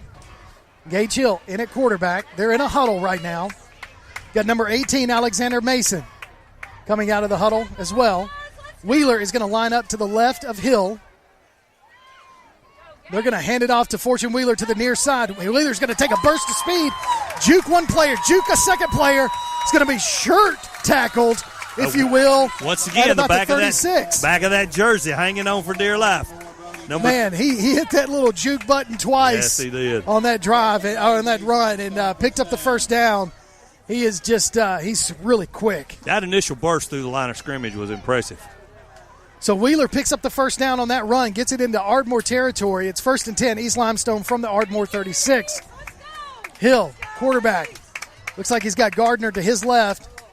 He's going to hand it off. That's number 11 for East Limestone. It's another running back. He's going to pick up a few yards on the play. That's DeMontre Johnson.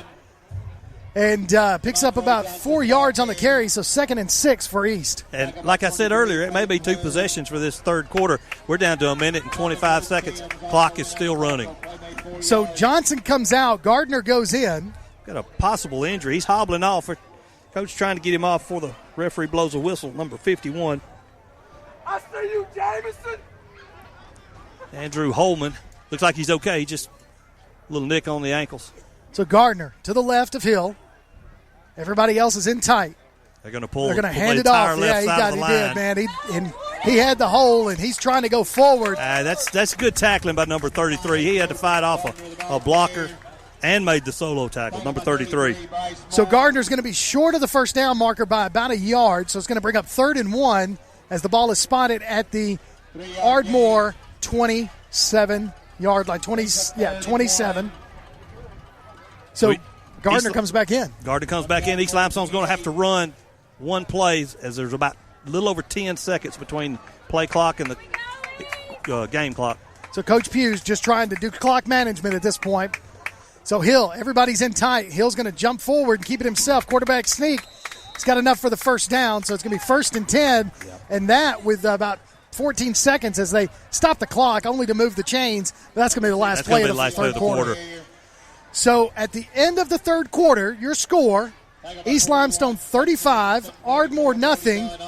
And when we come back, we'll have fourth quarter action right here. You're listening to the Limestone County Game of the Week on Play Action Sports.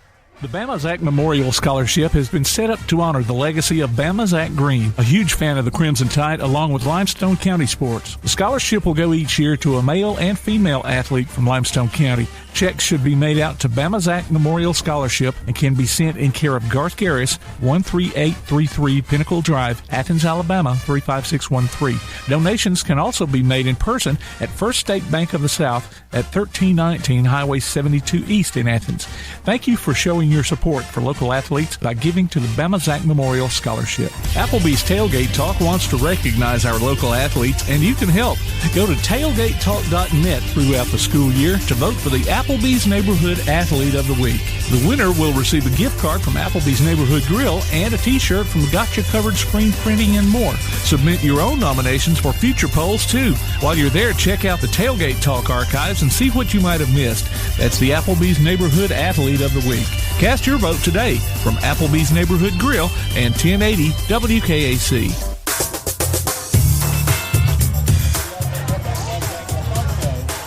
You're listening to Play Action Sports broadcast of Limestone County Game of the Week. I was wrapped up watching the fans here on this side of the field. They're trying to get a pink football thrown to them.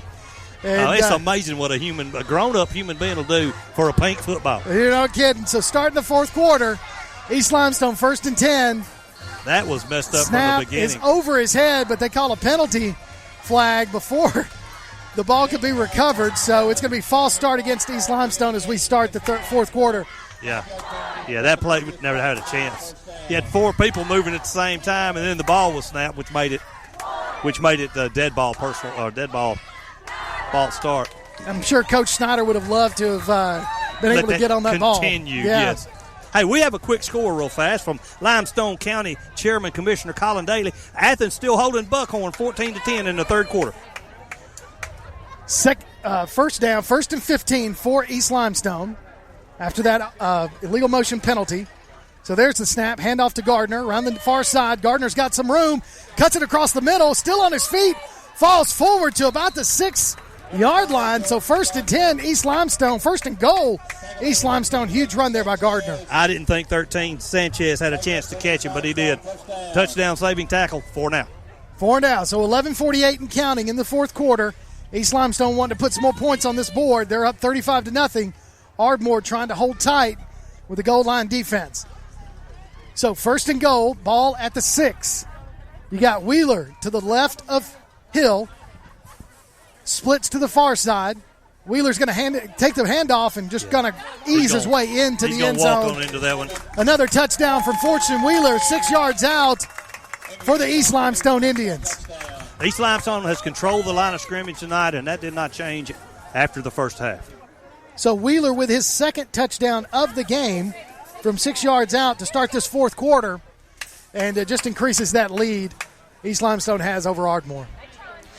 11:22 left in the game. You know, at this point in time, Ardmore's just hoping the clock can run without too many more scores. So the third quarter action just saw one possession by both teams. No points on the board, but East Limestone able to get some points on the board to start the fourth quarter. So the kick is up. The kick is good. 11:22 left to play in the ball game. East Limestone 42, Ardmore nothing. You're listening to Limestone County Football on Play Action Sports. Ridgeline Construction knows how important home is to you. We want the process to be one in which you have complete trust and understanding in the services we provide. I'm quite impressed with the amount of guys that can come in and get that all done in really one day. They're going to do exactly what needs to be done for your house. It's time to trust Ridgeline Construction with your biggest investment. You won't regret it, and that's a promise from our family to yours. Ridgeline Construction. Call 325-1345 or visit ridgelineconstructionhsv.com. You're listening to Play Action Sports, broadcast of Limestone County football right here in Ardmore, Alabama, as East Limestone increases their lead with 11:22 left to play in the ball game, 42-0 over the Ardmore Tigers. It's been all East Limestone tonight. Line of scrimmage, skill positions. Ardmore's just not been able to get their running game going. So East Limestone kicking the ball off from their own 40-yard line. There's the kick, and it's an end-over-end kick. It's going to be fielded at the 30-yard line by number 13 for Ardmore. He's going to cross the 40, carrying defenders past the 45, and they're going to mark him out of bounds at about the 45, and that's something Ardmore's been able to do is get really good field position, just not able to capitalize. Sanchez is a tough nugget. You can tell the way he carried the ball, made the tackle before the touchdown. But, yeah, you're right. Ardmore's had good field position all night after kickoffs. They just can't get their running game going. So 1st and 10 for the Ardmore Tigers. They're going to spot the ball at the 47-yard line. So Colston comes in at tailback. We're going to go back to Douthit in at quarterback, the freshman. Everybody is in tight. So Douthit waiting on the snap, takes the snap, hands it to Colston around the far side. Colston trying to follow his blockers, but East Limestone's defense just kind of keeps spreading it out to the outside, and Colston wasn't able to find a seam. They have 11 men within 10 yards of the line of scrimmage. That's loading the box, you know. It's like you said earlier. I mean, they're not really worrying about the long ball. No. And they just taking away the strength of the Ardmore Tigers, and that's the running game. Yep, Colston come up a little gimpy, but stays in the game. So Colston, tailback. Quarterback is Douthit. So Douthit takes the snap. He's going to roll to the near side, throw off his back foot, and it's going to be, oh, man. He was throwing it. The pass was intended for number 18, Devlin Jarrett, but Fortune Wheeler looked like it was thrown to him. He tipped it up, and he almost came down with an interception. Just a little too high. He was trying to do the reverse drag across the field, and Douthit just threw it a little too high. So 3rd down, ball at the 47-yard line, 3rd and 10 in the 4th quarter. Ardmore trying to get something going, trying to put some points on the board to make it respectable. Douthit, quarterback, Colston behind him. Takes a snap. It's a busted play. Douthit just going to throw the ball out of bounds, and he was outside the tackle box. It's just going to be an incomplete pass. They're looking for intentional groundings, but he was outside the tackle box. Yeah. So that was a busted play. Colston went one way. Douthit thought he was going to go the other, and still 4th down. Douthit did the smart thing, didn't give up the sack, threw the ball out of bounds. Didn't give up the sack, didn't give up the turnover. So Ardmore's going to punt again. Drew Daly, number 1, back to punt. Number 14, back deep to receive for the East Limestone Indians. That's Barrett Brown, standing at about his 20-yard line. So Daly takes a snap. There's the punt. Nice punt. High punt. It's bounced off the Ardmore player's helmet. It did, and Brown called fair catch. Barrett Brown did, but it hit the Ardmore player in the helmet, and they're gonna call really just kind of catcher's interference there. Yeah, catcher's interference. Bless his heart. He just done what he's supposed to do. Stop, and that ball hit him right in the head. Yeah, and it bounced 5 yards in the air. So did not give him a chance to catch the ball. So that's going to give East Limestone better field position because the ball was caught at about the 25-yard line. Right. So we're waiting to see where they're going to move the ball. But nevertheless, East Limestone with the ball again, and we're going to see a backup quarterback come in. We've already called his name tonight. Jake Cochran, the freshman quarterback, in there for the East Limestone Indians. Gage Hill played a great game tonight. Very much so. You've got to look at him as possibly the player of the game. I mean, we've got a lot of players we can look at tonight, but I agree with you. Gage Hill definitely able to kind of run this offense the way Coach Pugh wants him to tonight. So after the penalty, it's going to be 1st and 10, East Limestone from their own 40-yard line. So that's a 15-yard penalty for catcher's interference against East Limestone. Ardmore. So Cochran in at quarterback. He's got a new running back there with him. That's number 18, Alexander Mason. We've called his number a couple of times. So he's going to hand it off to Mason. Mason's trying to find a hole. He's going to bounce it to the outside. Going to have a juke. Yep, he's running down the sidelines. That's going to be a bad block right there. Yeah. That's one of those blocks that you cannot do. We just discussed that. Could do it. Yeah, you can't do a blindside block. So that's going to negate Mason's run. Mason, good run there, trying to find that outside seam, and he did. Yeah. So that flag was thrown at the 45-yard line, and it was a blindside block, and that's going to bring that ball back. In the last decade, even maybe less than that, that's a illegal. I mean, that's a totally legal block. Yeah, the decleater is what we used to call. We used to call them that. But that's a personal foul penalty, and the East Limestone crowd doesn't like it, but it's legit. It's legit. You see it, and you know you're going to get it. You just got to stop and maybe be I don't know, what do you used to call it, a screen when you're playing basketball. Just block it up. When you're running wide open, man, and you know you're about to – sometimes it's worth 15 yards just to get the hit. So it's going to be a replay of the down. 1st and 20. Ball is spotted at the 30-yard line of East Limestone. Cochran in at quarterback. So he's going to take the snap, hand it off to number 11 up the middle. Number 11's got some room, crosses the 40, and is tackled at the 44-yard line. Picks up 14 yards on the carry. The tackle and the tight end on the right side of the line pull, and they follow the center, and that's where those holes come from. DeMontre Johnson with the carry, 14 yards. Big pickup there for East Limestone. We're under 10 minutes to play in the ball game, and East Limestone just able to I'm continue to surprised run. they didn't call that. East Limestone broke the huddle with 12 men, but I guess nobody was counting. New running back in there, number 23, Aiden Griffin. He's going to get a chance to run the ball. Griffin's going to get to the 45, tackled at about the 46-yard line. So he picks up 3 yards on the carry. Goes Aiden Griffin. So you gotta like that. He's a junior running back as well. Absolutely. We got a player down, number 11 for Ardmore. That is Luke Sims. Luke Sims is down right now, so it's an injury timeout. We'll take a timeout as well. 9:06 left to play in the ball game. East Limestone 42, Ardmore 0. You're listening to Play Action Sports, broadcast of Limestone County football. Come on out to Village Pizza on the Athens Square for the best freshly made pizza, wings, pasta, sandwiches, salads, and more. Folks from all over the Southeast rave about their food, service, and great atmosphere. See for yourself. Village Pizza, 222 West Market Street in Athens. Since 1951, Cream Delight in Athens has been a Valley tradition. From their upside-down banana split and milkshakes to chili dogs and pretzels, Cream Delight has served generations from the same walk-up location. Cream Delight, 401 West Washington Street in Athens. Welcome back to Limestone County football right here on Play Action Sports. Luke Sims was the injured player, gets up under his own power, and goes over to the sidelines with 9:06 left to play in this ball game. Tom, what we got scoreboard-wise? Scores brought to you by Limestone County Commission Chairman Colin Daly. West Limestone Wildcats giving a butt-whooping to Wilson, 38-16 in the third quarter. Buckhorn has taken the lead over Athens on homecoming, 17-14 in the third quarter. And Danville is over Elmont, 41-0. Cochran in at quarterback. DeMontre Johnson to his right. Going to give it to Johnson. Johnson's got some room again. Barrels his way forward for the first down and then some. Crosses into Ardmore territory all the way down to the 35-yard line. Good run there by Johnson. Yeah, once again, East Limestone opening holes. Ardmore, East Limestone opening holes. East Limestone Speed's taking advantage of them. Another first down.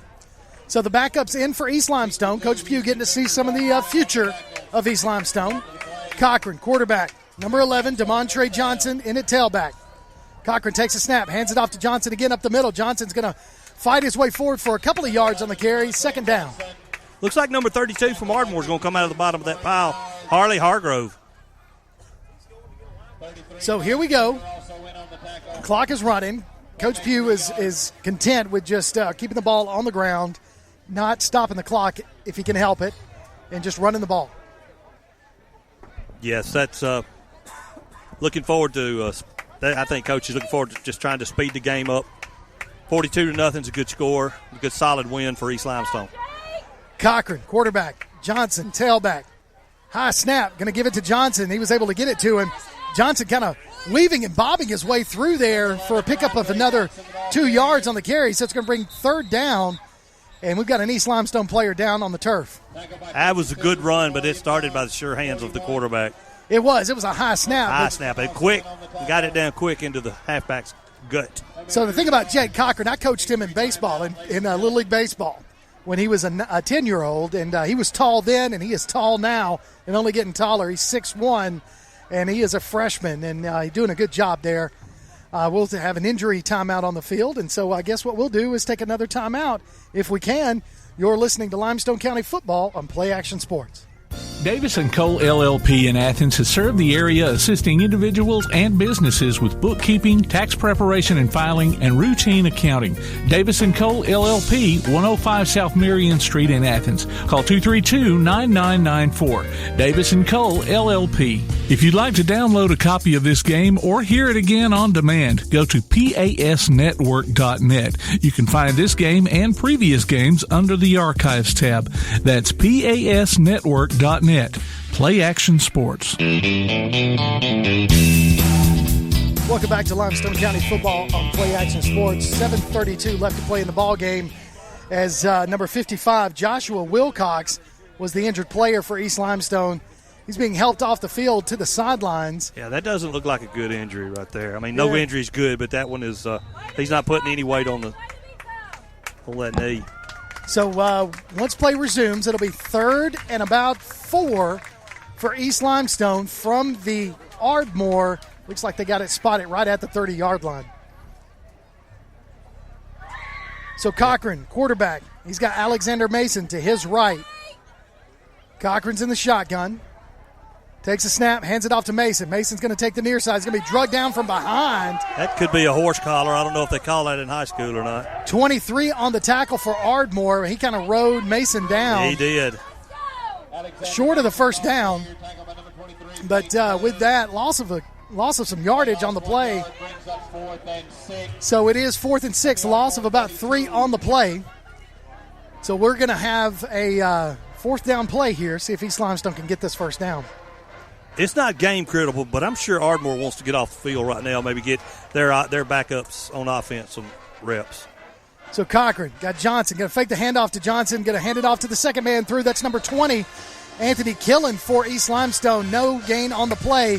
That's going to be a turnover on downs. Ardmore's going to get the ball back. I think Ardmore had their starters in there. I think they did too. They wanted that ball back so they can do something and maybe make something happen for the end of the game. So tonight, Coach Pugh, I know he's got to be pleased with the way the offense and the defense have performed and setting up that big matchup next week against Russellville. Yes. At home. Huge matchup at East Limestone next week. Russellville leading Region 8.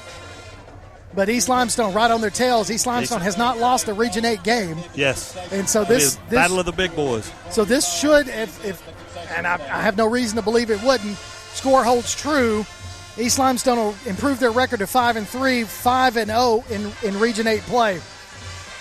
So Douthit in at quarterback is going to hand it off to Colston, number 42.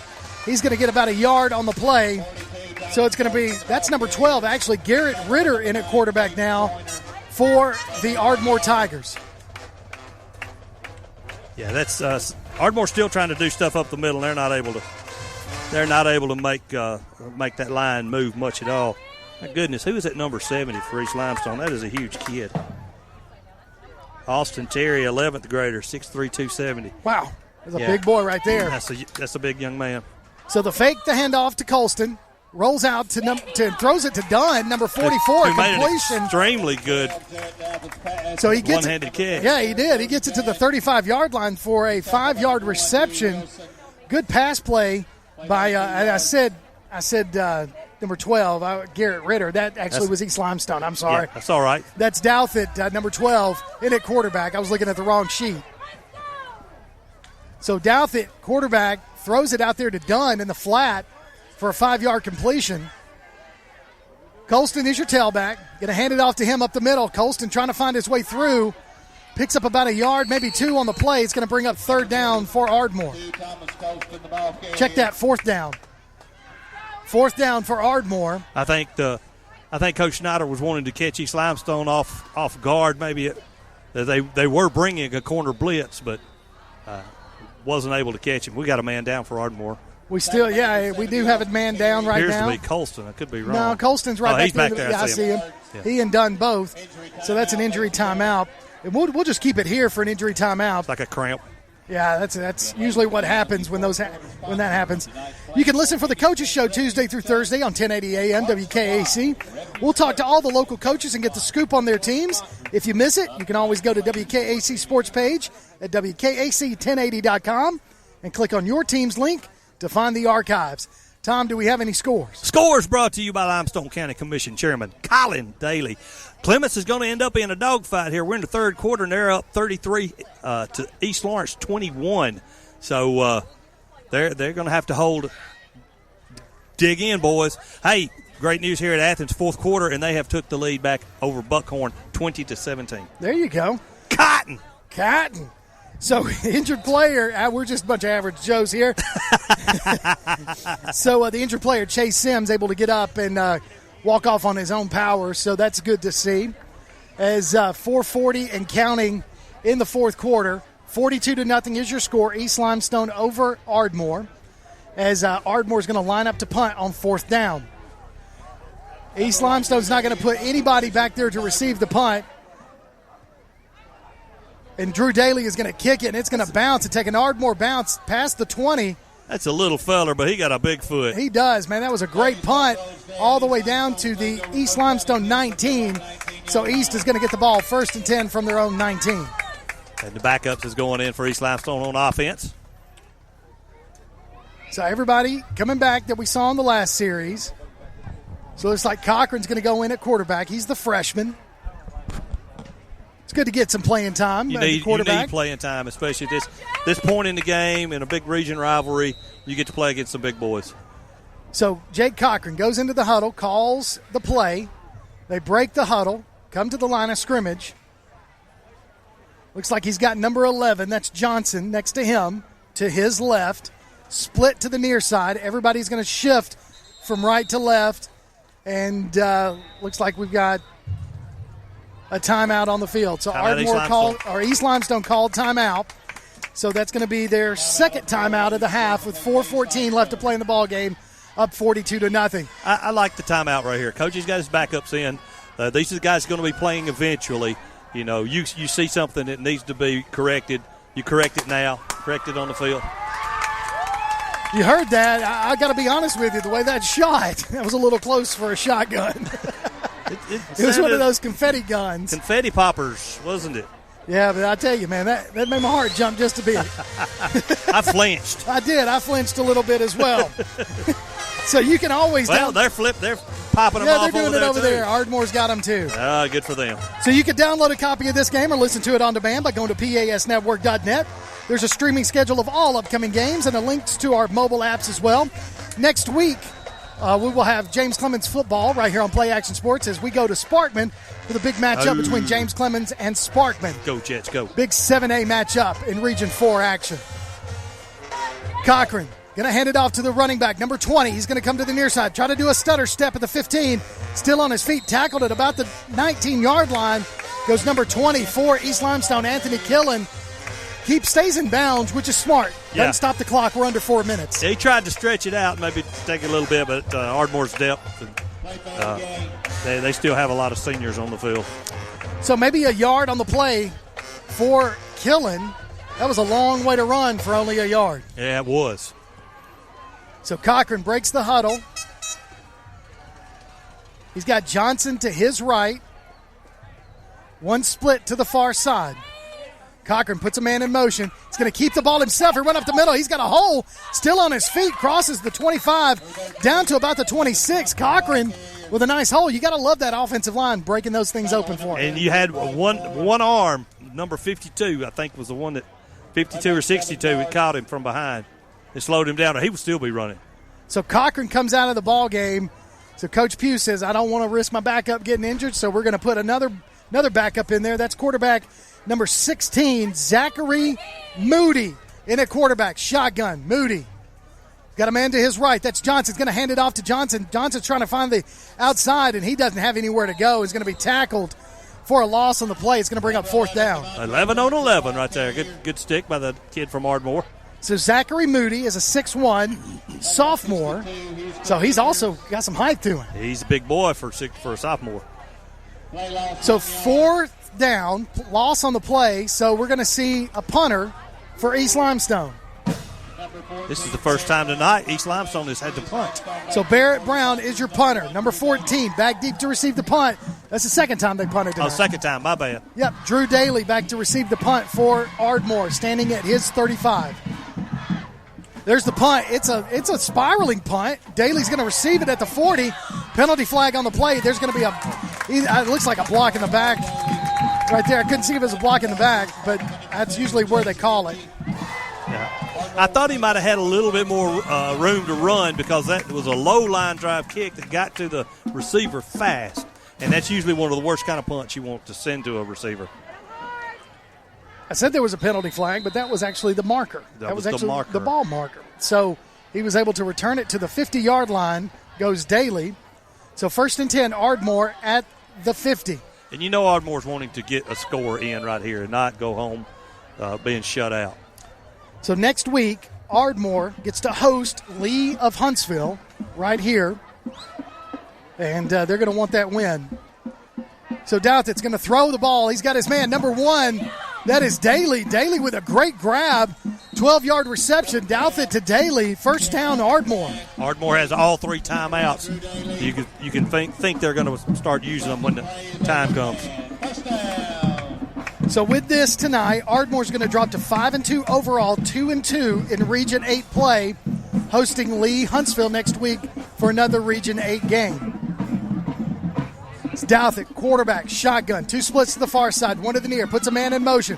He's going to hand it off to Colston. Colston's going to go up the middle and try to fight his way forward. Still on his feet, busts a few tackles. He coughs the ball up. The ball was stripped and is picked up by East Limestone. Number 3 still on his feet. Running down the sidelines, cuts across the middle past the 40, crosses the 50-yard line to the 40. He's got one man to beat. Block in the back is going to be a call. Brought it back. Unnecessary. Yeah, that was an unnecessary block right there. There was one man to beat the quarterback, Douthat. Douthat was pushed from behind. And he was beaten already. He was beaten. Number 3 for East Limestone, Abernathy with the fumble recovery, but to no avail. Well, I mean, East Limestone's going to get the ball, but block in the back is going to negate that touchdown. The thing was, Colston was headed to the end zone. He really was, and they stripped that ball. And they hit helmet again, helmet right on the ball. So the ball was picked up at the 10-yard line.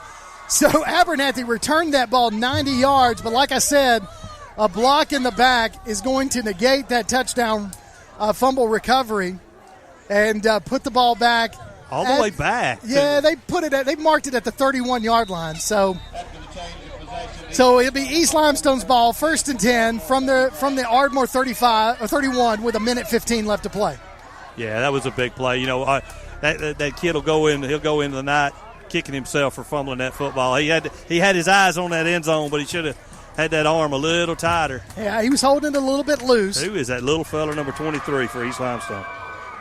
Looks like Aiden Griffin, running back. So he's in it tailback. 5'4", 160 pounds. That's going to be a penalty flag because they were running a player from the sidelines trying to get number 20 on the field. Killen wasn't able to get set.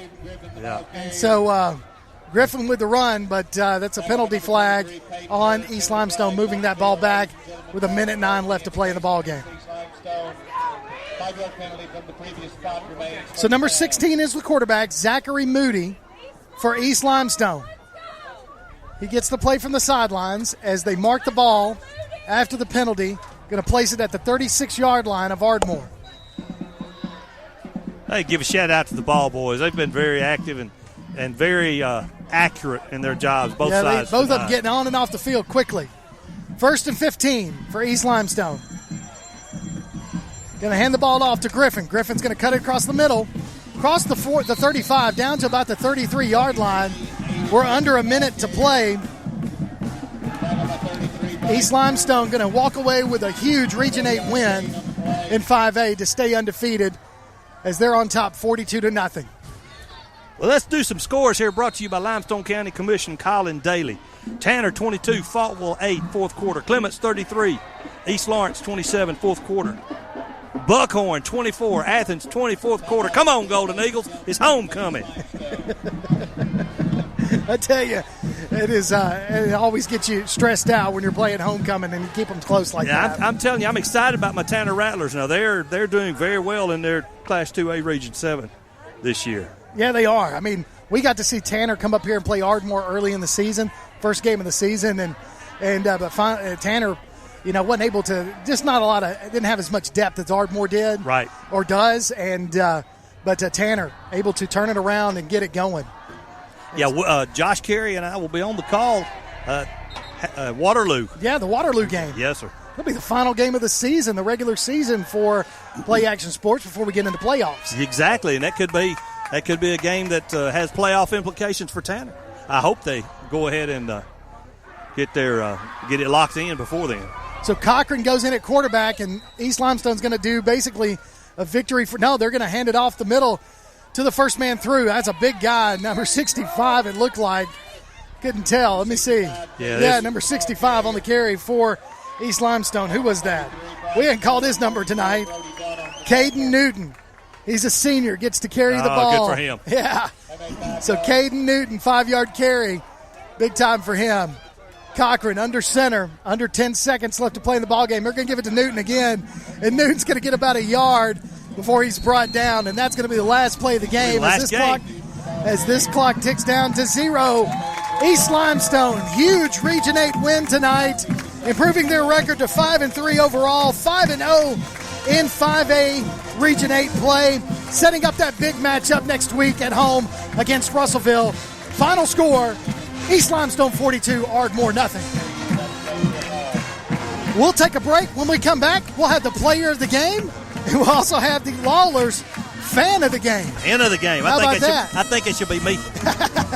So you're listening to Limestone County Football on Play Action Sports.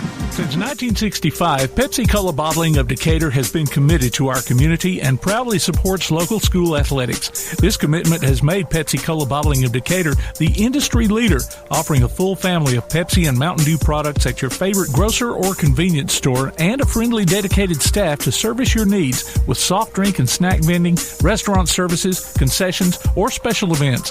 Go with a leader, go with a winner. Locally owned, Pepsi-Cola Bottling of Decatur. Ridgeline Construction knows how important home is to you.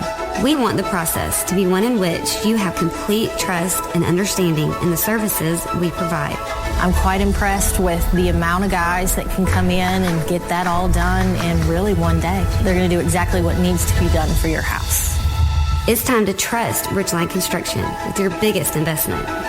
You won't regret it, and that's a promise from our family to yours. Ridgeline Construction. Call 325-1345 or visit ridgelineconstructionhsv.com. Hey, this is Jim from Lawler's Barbecue. A lot of you folks out there keep asking where we cook our barbecue because you don't see pits and smoke. Well, guess what? You never will because we cook it in Lewisburg, Tennessee at our USDA facility so that we can maintain consistency and quality. So no matter which store you come to, you get the same great taste. Philip's been cooking barbecue since 1978, and I promise you, he's got the hang of it. He's been doing it so long, he doesn't want to be cremated. He's asked to be slowly smoked over glowing hickory coals. So come try some Lawler's Barbecue at any of our 7 locations today. Lawler's Barbecue, cooked slow, served fast. Hey guys, this is Joanna with CEI Bookstore and Truth Publications. I'd like to personally invite you to our storefront. While you're here, you'll find a variety of Bibles, children's gift items, trustworthy study materials, and more. Come check out our children's section. It's filled with Bible stories, picture books, games, toys, and a growing selection of homeschool materials. Here at CEI Bookstore, our goal is to provide you with trustworthy resources to bring you and your family closer to God. Stop by, and our friendly staff will be happy to help you find material that fits you and your family's needs. CEI Bookstore and Truth Publications, taking his hand, helping each other home. Limestone County High School sports are brought to you in part by Limestone County Commission Chairman Colin Daly. Visit the County Commission page at limestonecounty-al.gov to keep up with what's going on in the county and find out what ranks us in the top 5% in the state. You can also call Colin at 256-233-6400 or on his cell phone at 256-800-4544. Come on out to Village Pizza on the Athens Square for the best freshly made pizza, wings, pasta, sandwiches, salads, and more. Folks from all over the Southeast rave about their food, service, and great atmosphere. See for yourself. Village Pizza, 222 West Market Street in Athens. Since 1951, Cream Delight in Athens has been a Valley tradition. From their upside-down banana split and milkshakes to chili dogs and pretzels, Cream Delight has served generations from the same walk-up location. Cream Delight, 401 West Washington Street in Athens. Applebee's Tailgate Talk wants to recognize our local athletes, and you can help. Go to tailgatetalk.net throughout the school year to vote for the Applebee's Neighborhood Athlete of the Week. The winner will receive a gift card from Applebee's Neighborhood Grill and a t-shirt from Gotcha Covered Screen Printing and more. Submit your own nominations for future polls, too. While you're there, check out the Tailgate Talk archives and see what you might have missed. That's the Applebee's Neighborhood Athlete of the Week.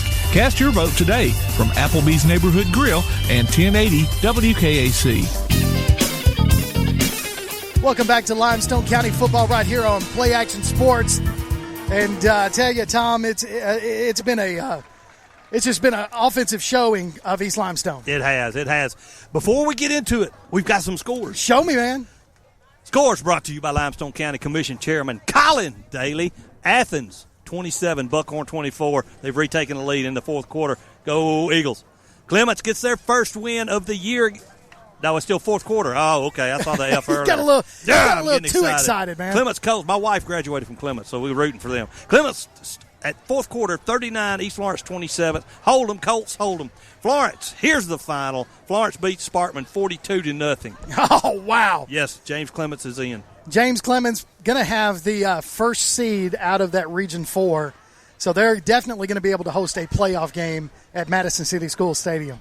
That's great. That is great. Thank you, Coach Wade Waldrop, for the big victory. Former James Clements head coach, for those who don't know. Took the job at Florence last year. Now, back to you, Cotton. Tom, I tell you, man, like I said, 42-0 is your final score. East Limestone tonight, big victory over the rival Ardmore Tigers, but not only just a rivalry, but huge in Region 8 play as East Limestone increases their record, improves their record. I can use all kinds of them, but they improved their overall record to 5-3, 5-0 in Region 8 play, and that sets up next week's matchup at home against Russellville, basically for first place. Yes. And so I think from what we've seen tonight from East Limestone, we're able to see that they can establish the run. They've got plenty of running backs. You've got Gardner, and then you've got Fortune Wheeler, who, like we said earlier in the broadcast, already has over 1,000 yards rushing. I wonder what he got tonight. We wish we had a statistician. And then you've got Gage Hill, who just ran a phenomenal offense from the quarterback position for East Limestone. Now, he wasn't a game manager. He was a game controller. He really was. Yes, he controlled it. I mean, the passing, the running, everything. The kid was basically flawless tonight.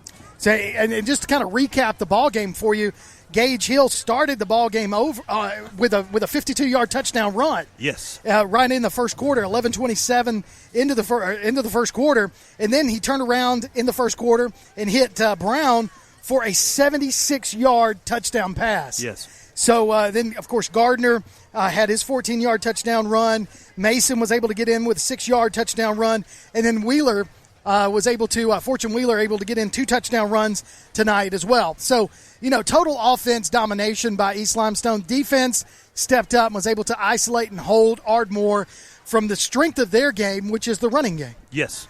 And you kept waiting. You kept waiting for, what's his name, Colston, to break out. And he had the breakout there. He was staring at that end zone. He was wanting to get there so much. It got hit from behind, the ball up, and next thing you know, we're down. East Limestone coulda, shoulda, woulda, but except for the block in the back, which was a penalty flag that brought them back, and thus ended the game. But, yes, they helped Ardmore on their they shut their running game down. So with that, what we get to talk about right now is something that we look forward to each and every week. And this is the postgame show, and we get to talk about the Limestone County Player of the Game. Yes. Our featured player gets a gift certificate that's good at either Village Pizza or Cream Delight. And tonight's player of the game is Gage Hill. Congratulations to Gage on his performance tonight, running this offense from the quarterback position, running for a touchdown, throwing for a touchdown, and then just doing a great job from that quarterback position for the East Limestone Indians. You know, the only drawback Gage had today was his helmet come off twice. It did. And then we saw Coach Pugh discussing the matter with him, and the helmet never come off again. It did not come off again. That's correct. It did not. Tighten the straps, young man. Yeah, got to get those things tightened. Well, that also takes us to our Lawlers Fan of the Week. If you want to enter your name into the Lawlers Fan of the Week, all you got to do is go to pasnetwork.net and enter your name for each and every week, because what we do is we'll announce the winner during the postgame show of each and every Limestone County game. The winner gets a $20 Tasty Buck from Lawler's Barbecue. Ooh. And tonight's winner is Caleb Brown. Caleb Brown. Congratulations to Caleb Brown. You have 2 weeks to drop by WKAC Radio to pick up your gift card. So congratulations to both Caleb Brown and our player of the game, Gage Hill. I don't know your son, but get the pork plate and use the white sauce. That's After exactly that, right. Nothing else matters. It does not matter. Well, Tom, any last things you want to say tonight about the ball game? It was great. It was great to get back out and smell the grass and hear the whistles, see the kids play. Tough luck for Ardmore. I've got a lot of friends over there. Great job for East Limestone. I've got a lot of friends over there. So it was a good night. The temperature was awesome, it's man. Perfect. The weather's great. I've enjoyed calling with you, Kurt. Man, I have too, man. It's been a great first time we've been able to call a game together, Tom, and I hope we get to do many, many more in the future. Absolutely, bud. Well, that's going to do it for us. For Tom McClung and for Tim Lambert, our producer, I am Kirk Pierce. It has been a pleasure to bring you tonight's broadcast. Join us next week as we're going to be at Sparkman for the big 7A Region 4 matchup between the Sparkman Senators and the James Clemens Jets. Hey, that's it. 42-0, your final score. East Limestone over Ardmore. You've been listening to Limestone County Football Game of the Week right here on Play Action Sports.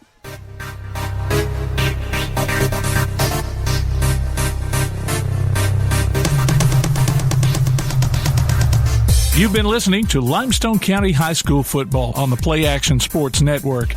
If you'd like to download a copy of tonight's game, log on to pasnetwork.net. Limestone County Football is a production of Play Action Sports.